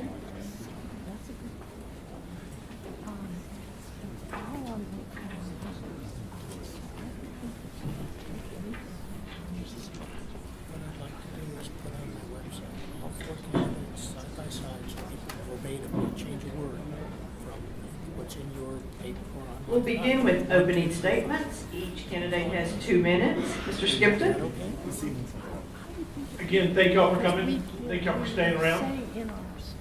My name is Jimmy Skipton. I'm running for County Commissioner, Precinct 4. I lived in this community for 24 years. My wife and I came here, bought a little piece of this heaven, Hays County, and love it here. You couldn't ask for a better county to live in. We've raised both our children here. They love it here. My one son just graduated, wanted to come back. Being here and being part of this community is what it's all about. I've been on the Groundwater Conservation District for the last 8 years to make sure we have water for everybody here. I've served on the Appraisal Review Board, so I've seen the tax issues. I understand what you're talking about when your values are going up. I've also been appointed to the Dripping Springs Water Supply Court, trying to bring in more surface water so we can stop using all the groundwater. It's okay to leave our groundwater in the ground and let it come out through the streams. And it's okay to get the water from the lake and bring it to us. And that's what I've been working to do. And with y'all's help, I would appreciate your vote. Thank you. Mr. Smith, you have 2 minutes. Thanks, Jimmy. As you can probably tell from our humble attire compared to our predecessors up here, we didn't get the memo on the gray striped suits. But where I come from, it's a small town in central Texas called Hillsboro. And I got here with my family as soon as I could. I was privileged enough to serve our government and our community wherever we lived in that time. My wife and I are proud residents of Dripping Springs. We moved here about 6 years ago, a little under 6 years ago, and I'm very thankful to be a part of the community in which we live. That community is changing. It's changing every day. I was privileged enough in the past to work for good folks like the National Rural Water Association and the Texas Rural Water Association, getting water to communities like ours that have to plan for the future. I was privileged enough to work in government, working specifically on rural development issues. And one of the things that scares me worse than anything is a community that's unprepared for the growth and development that we're seeing in Hays County. And so whenever we moved here, my wife and I chose to dedicate ourselves to our community first and foremost. And we did that for a number of years, 3 years before I ever did anything politically in this county. And at a certain point, I looked at all the community service, all the outreach that we were doing, and I said, where can I better serve our community? Where can I take those things that you learn in the community, such as at the Ed Foundation or Rotary or Lions or wherever it may be, and implement them in a way that is beneficial to our community? It's great to have a vision for our community, and I think that I have a vision for our community that it's a very positive one. But what you need more than a vision is the ability to implement it and a track record in doing so. And I appreciate that and hope to have that opportunity for y'all. Thank you. Our first lead question. How will you balance the need to improve transportation within the county with the need to preserve natural spaces and protect water quality? Mr. Skipton? I think the transportation issue is huge for us. In our part of the county, Precinct 4, the growth is coming exponentially. And the way we can work on the roads is work with TxDOT. Get TxDOT to participate. Look at any and all financing to get some better roads out here. 290 is a death trap. We need something better than we have right now. If it's fixing the lights where you can get in and out of Austin, anything that will help, we have to look at everything we can. The water quality, we've got to keep working on that. It takes time and effort to make sure we don't waste that water that's so precious to us. Mr. Smith? Can you repeat the question one more time? Yes, ma'am. How will you balance the need to improve transportation within the county with the need to preserve natural spaces and protect water quality? Thank you for repeating that. I think we're kind of short-sighted if we just look at transportation as an issue related to our water quality and how we have to conserve it. You know, I've had the privilege of working in a number of communities where you look at the long-term viability of a water supply. You look at the long-term source water protection. I was privileged enough to help develop a program called the Source Water Protection Program. And the entire purpose of that program was bringing everyone in a community together to talk about future water needs and how to protect those sources of water. You bring in every stakeholder in those groups. And by developing that program and then actually working to get it funded by the federal government, not by the local authorities, we were able to access money all over for communities all over the U.S. to do that. A system like that here, I think, would be a great way to start. Bring in all the stakeholders and not just look at transportation, but everything that impacts the future of our water conservation. Mr. Skipton, you have 30 seconds to rebut. One thing I did not say, one of the first things we can keep doing that we're doing now, rainwater collection. Start collecting your rainwater. There in Dripping Springs, we make strides in that. It's conserving what you have. You talk to someone who lives on a rainwater collection system, they know how to conserve their own water. And the quality is 100% better than what you get out of the ground. Our next question. With steadily increasing property appraisals in Hays County, would you support maintaining or adjusting the current county tax rates? Please explain. I think our predecessors up here were pretty adamant in the fact that we know that the tax rates are the lowest that they've been in 20 years here, and I think there's a lot of dissension in the room as to whether or not how that impacts your taxes with appraisal values and those kind of things. I think that we in Hays County have been pretty fortunate as far as the individual county taxes, but I think that there's always room for improvement. I mean, if it was up to me, I would look at some outside the box, ways to do that we haven't really looked at. I think that, far be it for me to criticize individual areas of freezing taxes that people have benefited from in the room, but the fact of the matter is there's some other ideas out there.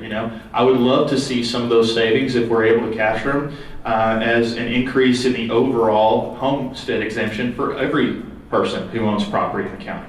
I think some ideas like that are kind of outside the box from where we've been in the past, and we owe it to the citizens of our county to try to look at those and take a hard look and review them. Mr. Skipton? Yes, I would pledge not to raise taxes.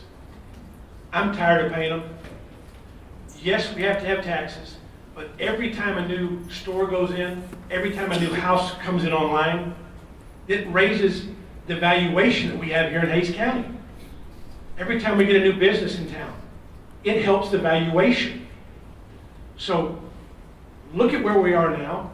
We don't need to raise taxes. We need to be more conservative with our dollars.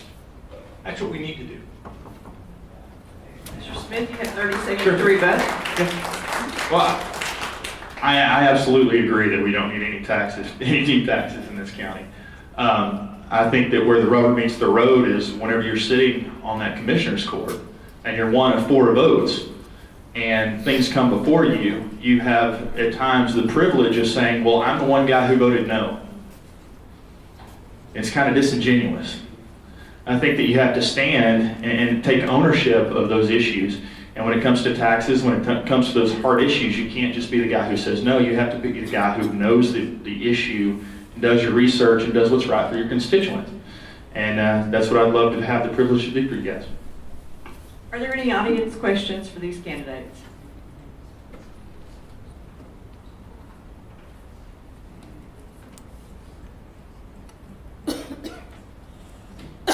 Please state your name, and you have 30 seconds to ask a question. Yes, Sam Brannon, here in San Marcos. For those that aren't aware, and I believe both of you are, in November 2016, we had an election that one of them was overturned in December 2016. We 6 weeks later found out that we had mobile ballot boxes, a mobile ballot box gone missing and lost 1,800 votes. We're operating now under secret election procedures in Hays County that the elections office won't release. My question to you is, given all the concerns that we have of elections here in Hays County, what are you going to do if elected to make sure that all the votes are counted as they are cast. Mr. Skipton? The most important thing we have is a vote. I've ran for office before. You can win or lose by 2 votes. So every vote has to be counted. Period, the end. There's no maybe we lost 1,800 votes. Count the votes. If you know you had 10,000 votes and you only count 9,000, you're short 1,000, go find them. It's not real hard, but something happened. It was a mistake. We need to fix it so it never happens again. Because it could have been your vote, or my vote that wasn't counted. And if I was running and I lost by 100 votes, it still makes you feel better you only lost by 98. Mr. Smith? I would agree. And the other thing that I would tell you is, as somebody who was very intimately familiar with the process in 2000 in the voting process in Florida, the last thing that you want is votes not being counted. And as somebody who had to look at those ballots and knows what a hanging chad is and all those kind of things, I don't wish that on anybody.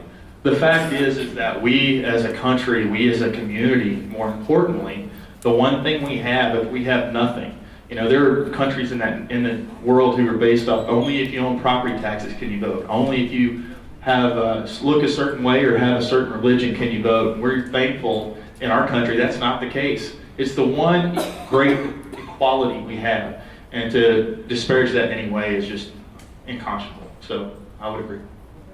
Is there another question from the audience? Somebody. Hello, Dan Lyon again. Yeah, we can't hear you, sir. All right, please don't hit me. If either one of you won, would you vote to have a paper trail, i.e. you would have the electronic voting machine plus a paper ballot that could be counted later in case there was any dispute with the electronic count? Mr. Smith? Yeah, actually, I would. The one thing that the caveat I would put on that, though, is there are some out there that would advocate some type of serial number associated with an individual voter to certify that, say, if I voted and they gave me serial number 001, 6 months from now during the audit, they could go back and say, oh, Walt Smith voted 001.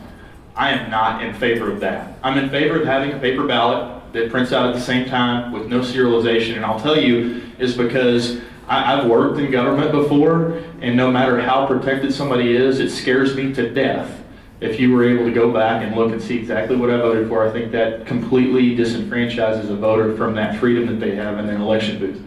And so that being the case, that's where I stand. And that's it. Thanks. Mr. Skipton? I would definitely say yes. The paper trail, it's a little bit more work, but it's there. We can go back to the same thing. 10,000 people supposedly voted. The machine shows only 9,000. You can get all the paper ballots out. You have 10,000 paper ballots. We can count them. That's what we're all here for. You didn't come here not to vote. You didn't come here for your vote not to be counted. Next question, please. My name is Irene Hoadley, and I live in Precinct 4. I live in the southern part, which is kind of the poor cousin of that district. And I want to know how you're going to balance the needs of that part of your precinct with the more predominant Ripping Springs area. How far down? Limekiln. I've talked to Commissioner Jones, and we've talked about that Dripping Springs is a good little run for y'all to come up there. And you seem like you're down there at the end. Commissioner Jones has offered that we could have an office there and have once a week be in this part of the country to help y'all and take care of all your needs. I think you have been looked over sometimes. We're a phone call away, but it'd be really nice to have an office, a presence here to take care of any needs you have. I would agree with Jimmy on this. The one thing I would say though is even to the precinct 2 office is a pretty good little trek for you guys from Limekiln. Even the other section of the precinct that is down there, you've got about 700 and 800 homes down there that people, unless you make the effort, they don't get to see anybody. And the thing that I've done is talk to folks there locally, a couple of the churches, and we've got the fire station down there as well. I would love to see a mobile office there. And by that, I mean a scheduled time, maybe bi-monthly or maybe even weekly if needed, where your commissioner or an employee of the precinct is sitting there in your neighborhood and they can talk to you about the different issues that you need addressed. I think that's a progressive way to do it. I think it's a way to get y'all closer to where y'all can have better representation, because I would tend to agree that y'all have been overlooked at times, and there are issues out there.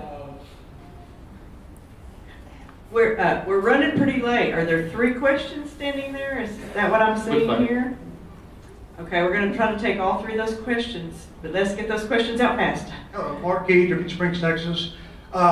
Gentlemen, thank you for coming here tonight. Both of y'all have obviously been hugely successful in your professional lives. Jimmy, I think you're a general manager of WIM Entertainment. Walt, you're a lobbyist with offices in Washington, D.C.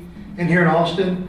My question is, if you're elected, will you take the job seriously and be a full-time commissioner? Because it appears that both of y'all would take a pretty significant pay cut going to work for the county. I mean, I'm not asking you to give up the $85,000 a year, but will you be there and will you cut all ties with WIM, Jimmy? And Walt, will you cut all ties with the lobbying and the consulting? Thank you. This would be a full-time job for me. This would be what I do. It's a 24-hour-a-day, 7-day-a-week job, being county commissioner. It's not something I can have a part-time job. It's not something I can keep working at will. I enjoy it there. I've been retired. Came back, I've been there 4 years now, and I enjoy it. It is fun to watch people get married. It's not so fun to watch them spend all that money, but it's good for us. I would quit that job immediately and only do this. It would be my job. Not traveling, not going to another job, not a part-time job, not just working a little bit somewhere else. It would be in that office and have that phone with me 24 hours a day. Mr. Smith? Sure. I think our state was founded by some pretty smart individuals, and I think they had it right when they said they wanted a citizenry in government. And I'll tell you that if I was elected to this job, yes, I would definitely step back from my business, but I would definitely not sell it. I wouldn't quit the job that I have, but it would entail about 10% of my time. And I tell you that for the simple fact that, our state was founded on the fact, if you look at our legislators, they're paid, $7,500 a year? The purpose for that is they want people, they wanted our state to be run by people that have a thumb on what it's like to be in business, to what it's like, to know what it's like to be an actual citizen who has to deal with issues on a day-to-day basis, not live in an office that the government's paying for. And I'm not going to turn down the paycheck. I'll be the first to say that. I'm going to do it. I'm going to take a hard enough hit in my business, but I'm more than happy to keep my business whenever I do take the job. Next question, please. Yes, my name is Dawn, and my question to both of you guys is, how many times have y'all been to the Commissioner's Court? Mr. Smith? Sure. Actually, this was if y'all saw the last forum, this was a question in the last forum, and so I had to go back in my calendar since we moved here. I've actually attended the Commissioner's Court here about 24 times, but thankfully, as I said in that forum, there's enough people in the room here that were very adamant in ensuring that our Commissioner's Courts are televised on a weekly basis, and I've been fortunate enough to watch every Commissioner's Court for the last 2 years. And so, that being the case, I really appreciated the question. Thanks. I've attended well over 100. It's a place to go see government in action, to see what they're doing with the budget, to see how they're spending your money, my money, our money. So I go there to learn, to understand the situations, and to see what the commissioners are up to. What are they doing? It's an important thing to go to. If you have a chance, go. You can watch it on the internet, sure, but being there, you'll learn something. You'll see pretty quick those that want to talk all day on the dais and maybe not get something done that day, but they sounded really neat. And then the ones that are the workers that want to get something done. It's a great learning experience. One last question. Hi, my name is Erin Sweener. I live up in County Commission Precinct 4. And I was curious about your attitudes towards the redistricting of the precincts. Whoever we elect to represent us in Precinct 4 will be in charge when we redraw the precincts after the next census in 2020. And Precinct 4 reaches all the way from Henley down to Yarrington Road, just north of San Marcos.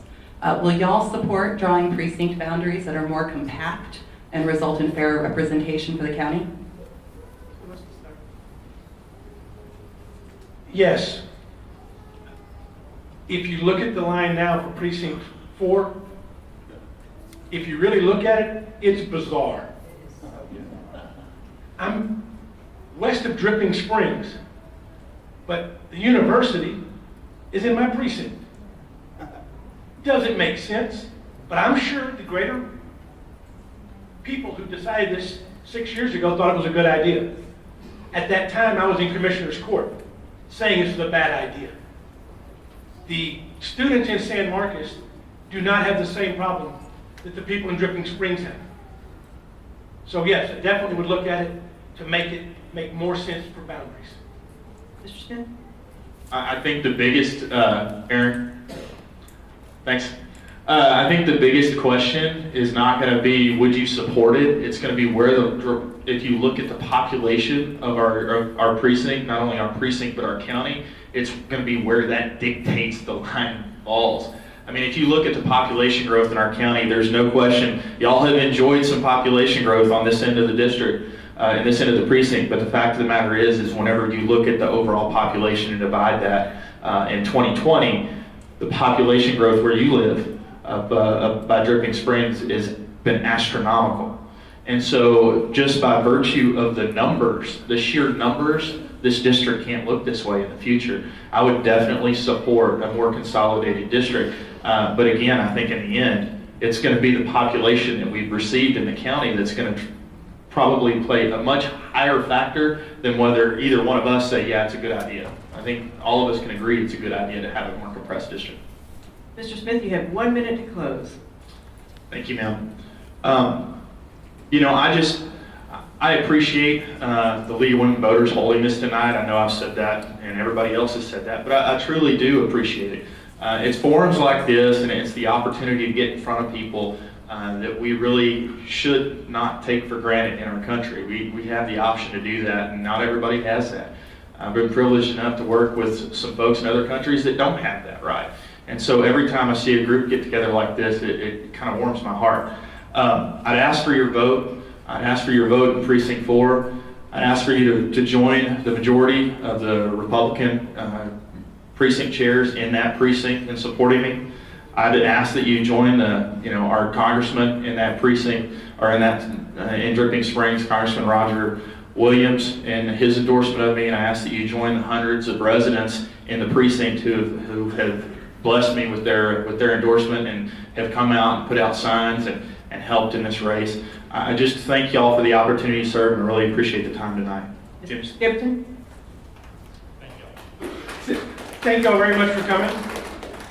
If there's one takeaway you'll get from this, I hope you'll listen to what Walt said a minute ago. I won't give you 100%. I'm going to keep my other job. This is not a state rep. It's a county commissioner. We work for y'all. To think he is here and just said, I'm going to keep some of my business and keep doing that. It's not a part-time job. I didn't run for this for a part-time something, because for civic duty, I'm going to do a little bit here and then go back to my community and work, my small business. I'm doing this for all of us. And I will give you 24 hours a day, 7 days a week. That's all you get out of this is I will work for y'all. That's what I'll do. I will not keep a business. I will not have any other distractions except for working for this county. Thank you. Will the Democratic candidates for county judge please take their places at the table?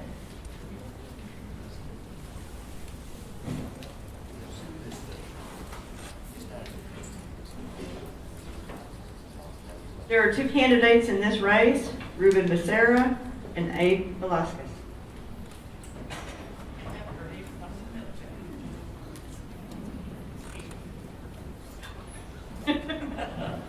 Getting late.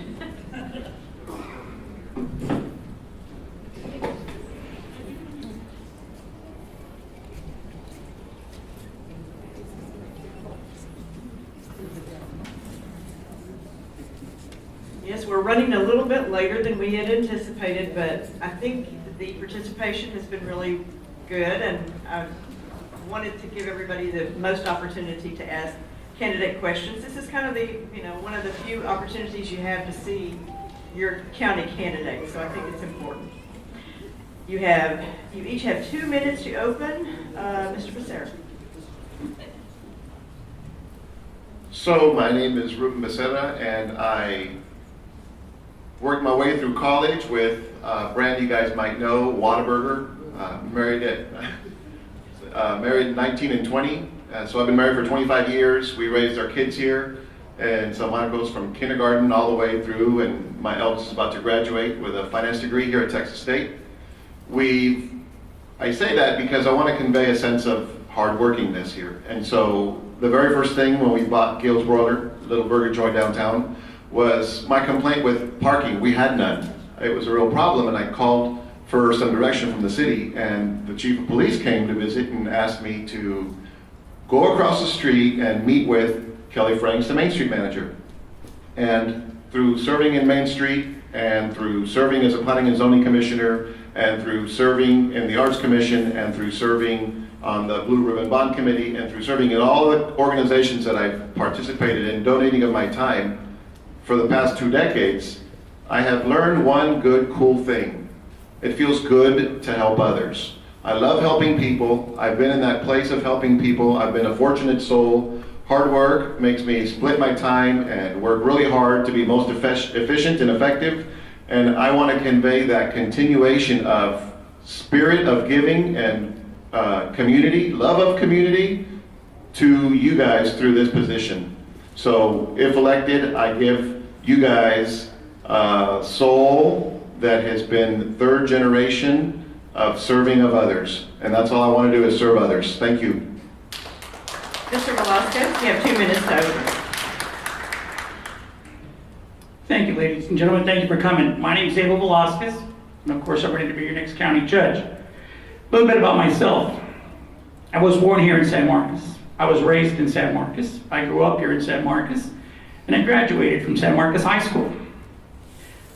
I was the second child in my family to attend school after the Civil Rights Act was passed. Now, that was a long time ago. At that time, I was a cotton baby. My parents worked in the cotton fields, and I slept under the cotton trailers under the shade, and my bed there was sacks that they used to pull around. I was a migrant after that. Went to Minnesota, worked out in the fields from 6 in the morning to 6 in the evening, and that's what I did. When I graduated from high school, I decided I wanted something different. So I joined the Marine Corps, and they lied. Ladies and gentlemen, when I was there and I stood on those Yellowstone steps, the first thing they said to me was, "You don't need a smile." So if you're asking me why I don't smile, you know why. They didn't give it back. I spent 30 years in the Marine Corps. I enjoyed every minute of it, loved it. Now a little bit about why I'm here. I'm here because I care. I worked for Hays County for 10 years, and I saw many things that I did not like. I did not like the leadership. I did not like the way this county was going. So I knew I couldn't do anything about it as a clerk, so I decided to run for county judge, where I could make a difference, and I plan on making a difference. Ladies and gentlemen, if you ever heard that cliche of the enemy of my enemy is my friend, I like Colin. And by the way, what Lon said about draining the swamp, well, that was me. And I plan on draining this swamp, ladies and gentlemen. We're going to get this county back to where it belongs to the people, not special interest groups. Thank you. Move now to our first lead question. As the county population grows, how will you ensure the county meets public safety needs? Mr. Becerra? So public safety needs in part is a very big deal about how we're moving around, for example. There's public safety on the roads. Right now, 35, as we all know, is a real mess, and it's becoming ever more obvious that we need to add commuter rail. Why it was killed is unfortunate, and it's a very sad thing that we lost as a region. Austin to San Antonio is a very frequently traveled space, so a lot of people are being hurt on 35. Another safety piece is the way we have our emergency personnel. We're paying them too low in salaries, and we're flipping them out, and we're siphoning out our talent out of our county because we're not willing to pay our talent. They're doing their time here, and then they're going to other counties, and we should keep them here. Let's take better care of our assets. Mr. Velasquez? Thank you. Just real quick, ladies and gentlemen, public safety is very important. What's even more important is where you're building these roads. If you're building the roads where there's less population, well, we really don't need it. You have Interstate 35, and between Buda and San Marcos, you find no loops. Everybody drives on 35. Let there be an accident on 35, and the access roads become full. And after they get full, people start traversing through your neighborhoods at 30, 40, 50 miles an hour, trying to get around, trying to find a way out. But if you go to Wimberley and you travel Mills Parkway, you'll realize that they do have a loop around Wimberley. We need to make sure that we build the roads where we need them, not where we'd like to have them. Thank you. Mr. Becerra, you have 30 seconds to rebut.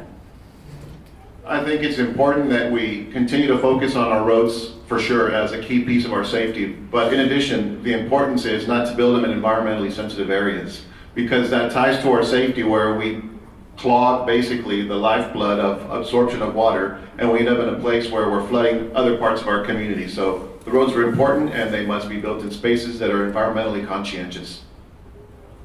Our next question from the lead. If I could ask y'all to please hold your applause. Since we're running late, it makes it last a little longer here to have to pause there. This question is, how would you prioritize the funding of county health department services, and how would you ensure the services reach the eligible population? Mr. Velasquez? Well, I never liked the idea of giving our county services, turning our county services over to Central Texas Medical Center. It's our job. It's the county's job to run the health department, not somebody else. How do we balance it, ladies and gentlemen? We balance it by doing the right thing. Right now, if you were to go to CTMC or, Live Oak, and you didn't have insurance, or if you would have to, if you didn't have insurance, it's an $80 cost. If you don't have that $80, then they send you to the emergency room. Ladies and gentlemen, CTMC gets $2 for every dollar spent. Why not take them at $80 to collect $160? Instead, they send them to the emergency room and collect anywhere from $1,500 to $3,000. It's become a business. That's not our job. Mr. Becerra? So I think our health department is lacking terribly. I agree it needs to be the job of the county. If you look just at our neighbors to the south, Comal County, they're giving all their employees free flu shots. So clearly, what we need can be done, taking better care of the citizenry with our tax dollars. We have to focus more time and more energy in protecting our people. As we've seen, we have over a 2,000% spike in flu incidences here in Hays County alone, and we've just had a death 10 days ago. Those things are important and those things matter, and taking care of our people is one of the key pieces of what I call our acronym, the PIE: protection, infrastructure, and economic development. We must protect our citizens, and taking care of their health seriously, and even expanding on it a bit, is a really good idea for us all. Mr. Velasquez, you have 30 seconds to rebut. There's no rebuttal. Exactly right. This is what we need to do. But ladies and gentlemen, we can't do it unless you push it. if you want your health department back to provide services to you and those that need it, talking about children, I don't care if they're here legally or not, they're children and they will be taken care of, along with you women that need it. I'm here on their behalf, and I'm hoping you are too. Further questions from the audience? Please state your name and ask your question.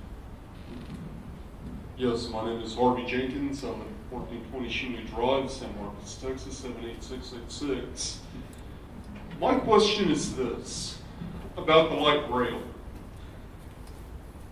Mr. Presetter said, that's one way to ensure our safety, but at what cost? I've done my homework. It is going to cost our county anywhere between $2.5 and $3 billion to bring light rail to Hays County and San Marcos. How are we going to pay for that without taxing our older citizens, our elderly, out of their homes? Mr. Becerra?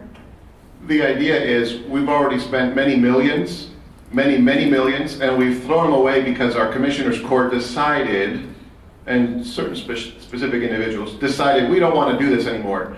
And that process was through multiple cities and surrounding counties. So it's the cliche, many hands make the load light. I know that if we're all working together for something that helps us all, for the greater good, I think that's a good investment of our time, and I would do that all day long instead of corporate welfare. Mr. Velasquez? Thank you, Mr. Jenkins, I appreciate it. Ladies and gentlemen, I'll tell you what, it's not on the table anymore.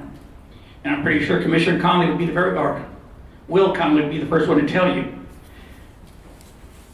In order, Mr. Jenkins is correct, it's going to cost you about $2 to $3 billion for only 80 miles of rail. What's happened is the owner of the railroad has decided that he's not going to share his rail. What that would entail is you would have to build him 80 miles of rail at $2 billion per 80 miles. You can't afford it. You're $684 million in a hole. You don't need it. Next audience question.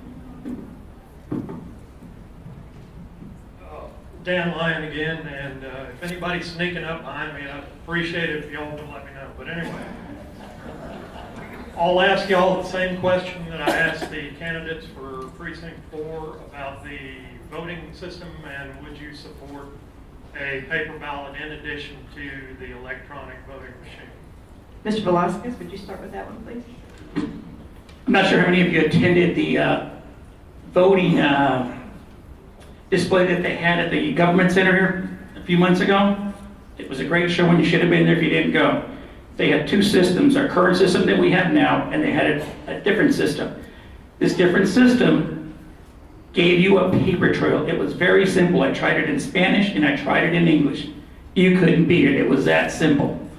Ladies and gentlemen, we need to think beyond today. We need to think about tomorrow. We do need a system that tracks digitally and paper trail.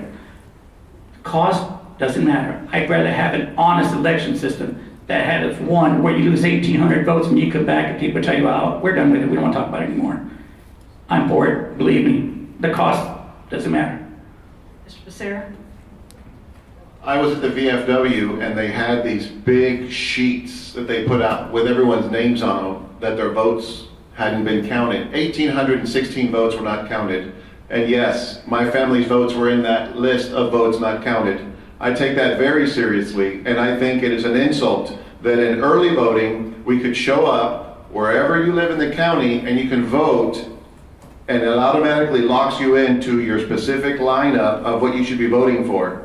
But then in the general, you'll get this, well, I'm sorry, you're in the wrong street. Please go this way. I'm sorry, our lack of consistency as a commissioner's court has changed it one more time. Please go over there now. Oh, I'm sorry, this time you only get 2 days instead of 5 because you're on the south side of town. No, we need consistency and a paper trail all day long. I agree 100%. Next audience question. Yes, my name is Pete Hounslow. I'm the Little Lake Council 4876 president. I want to thank both of y'all for coming here. My question to both of y'all is, years back ago, we used to have a civic center here. Unfortunately, it was taken away from us and shipped over here to Dripping Springs. A lot of our organizations, local organizations, used to use that facility year after year after year after year. We had a tradition. We had people coming in from all over the state of Texas. Our Hill Country Cook-Off was done there for 13 years, every year. I spoke with a lot of other people when they were trying to take it over to Dripping Springs. They didn't want to hear from us. My question is, what are y'all going to do, and would you consider bringing it back to San Marcos? Who wants to start? Absolutely right. If something's getting used, we need it. We need to do something about taking care of the need. I'm about service, I'm about helping people. And so I was a part of that space, and I got to enjoy that space as well. So I think it's a great fit for us. I'm surprised it was taken away. I think it's a disadvantage and a disservice. But at the same time, we may not want to take it away from Dripping Springs either. So I would be for building us another one. Mr. Velasquez? Thank you, sir, for the question. I was with Hays County when we decided to do away with it. I urge that we kick it. You were in the most populous area of Hays County, and yet we don't have it. It was taken from us. I'm all for putting it back right where it was at, because it was right along 35 and people get on and off the expressway. I was out there when as a kid, when he's talking about when we first started the Chilean and all these other things, when we had dancing, we had everything out there. I plan on bringing it back, ladies and gentlemen. We're going to find a way to get it back, and we're going to keep it here in San Marcos. Looks like we have one last audience question. Mark Key, Dripping Springs. Sorry about your civic center, but we like it over there. I got a question. I'm a former member of the Hays Trinity Groundwater District and also serve with the Dripping Springs Water Board. We're going to be at a deficit in the next 3 to 5 years, depending on growth with water. It's probably not a single issue in the county. It's a more hot button issue than mining your own water, bringing it in. People at the Carrizo Wilcox don't want to take all their water. You know, Lake Travis, those areas don't want it. Do y'all have any kind of plan to help with water throughout the county? Mr. Velasquez, would you start with it? Thank you, sir. Ladies and gentlemen, 3 years ago I mentioned water shortage. That time we were looking at bringing water in from the Pines Bluff. I think Forrestal was going to bring us the water. We were asking for 45,000 acre feet, but we didn't get 45,000 acre feet, but we did lose $1.5 million in that deal. If you want to think long term, then what you're looking at is having to bring water from the ocean. Okay, I'm talking about desalination plants. I'm talking about bringing up and down 35 all the way to Panhandle. Ladies and gentlemen, we can't be stealing from somebody else's water puddle. We need to think outside the box, and we need to think seriously. Another 7-year drought, and we're right back to where we started. We can't be taking water like that. We need to be serious about it. We need some serious thinking, and I'm that person. Thank you. Mr. Becerra? I think something that's vastly underserved is the effort of conservation. Earlier, they spoke about collection of rainwater. We need to incentivize more aggressively the conservation of water first. Second, we need to stop covering up the recharge zones. We need to identify them clearly throughout the county and then decide that these spaces will help us to retain more water instead of just being flash flood alley and flooding us all out. And so there's a lot of process involved in that. And we also have several communities that have secured water, but I would work closely with the other ones that haven't to find most fruitful ways to help them be part of the decision, such as yourself. And of course, the least desirable one would be to pipe it in. Well, no, I'm sorry. The absolute least desirable one would be desalinization, in my opinion. Nevertheless, piping it in is an inevitability, but I would delay it the best we can. At this point, we're going to move to closing statements. You each have 1 minute to close. Mr. Velasquez? Sure, thank you. Ladies and gentlemen, I'm here because I want to be here. Nobody asked me. I did it because I believe in serving. Just like I served 30 years in the Marine Corps, I plan to do my time going out serving you. Now, if you want a candidate that's going to tell you what you want to hear, I'm not that person. I'm here to tell you what you need to know in order to make an informed decision. I'm serious about what we want to do for Hays County. And I'm serious about trading the swamp.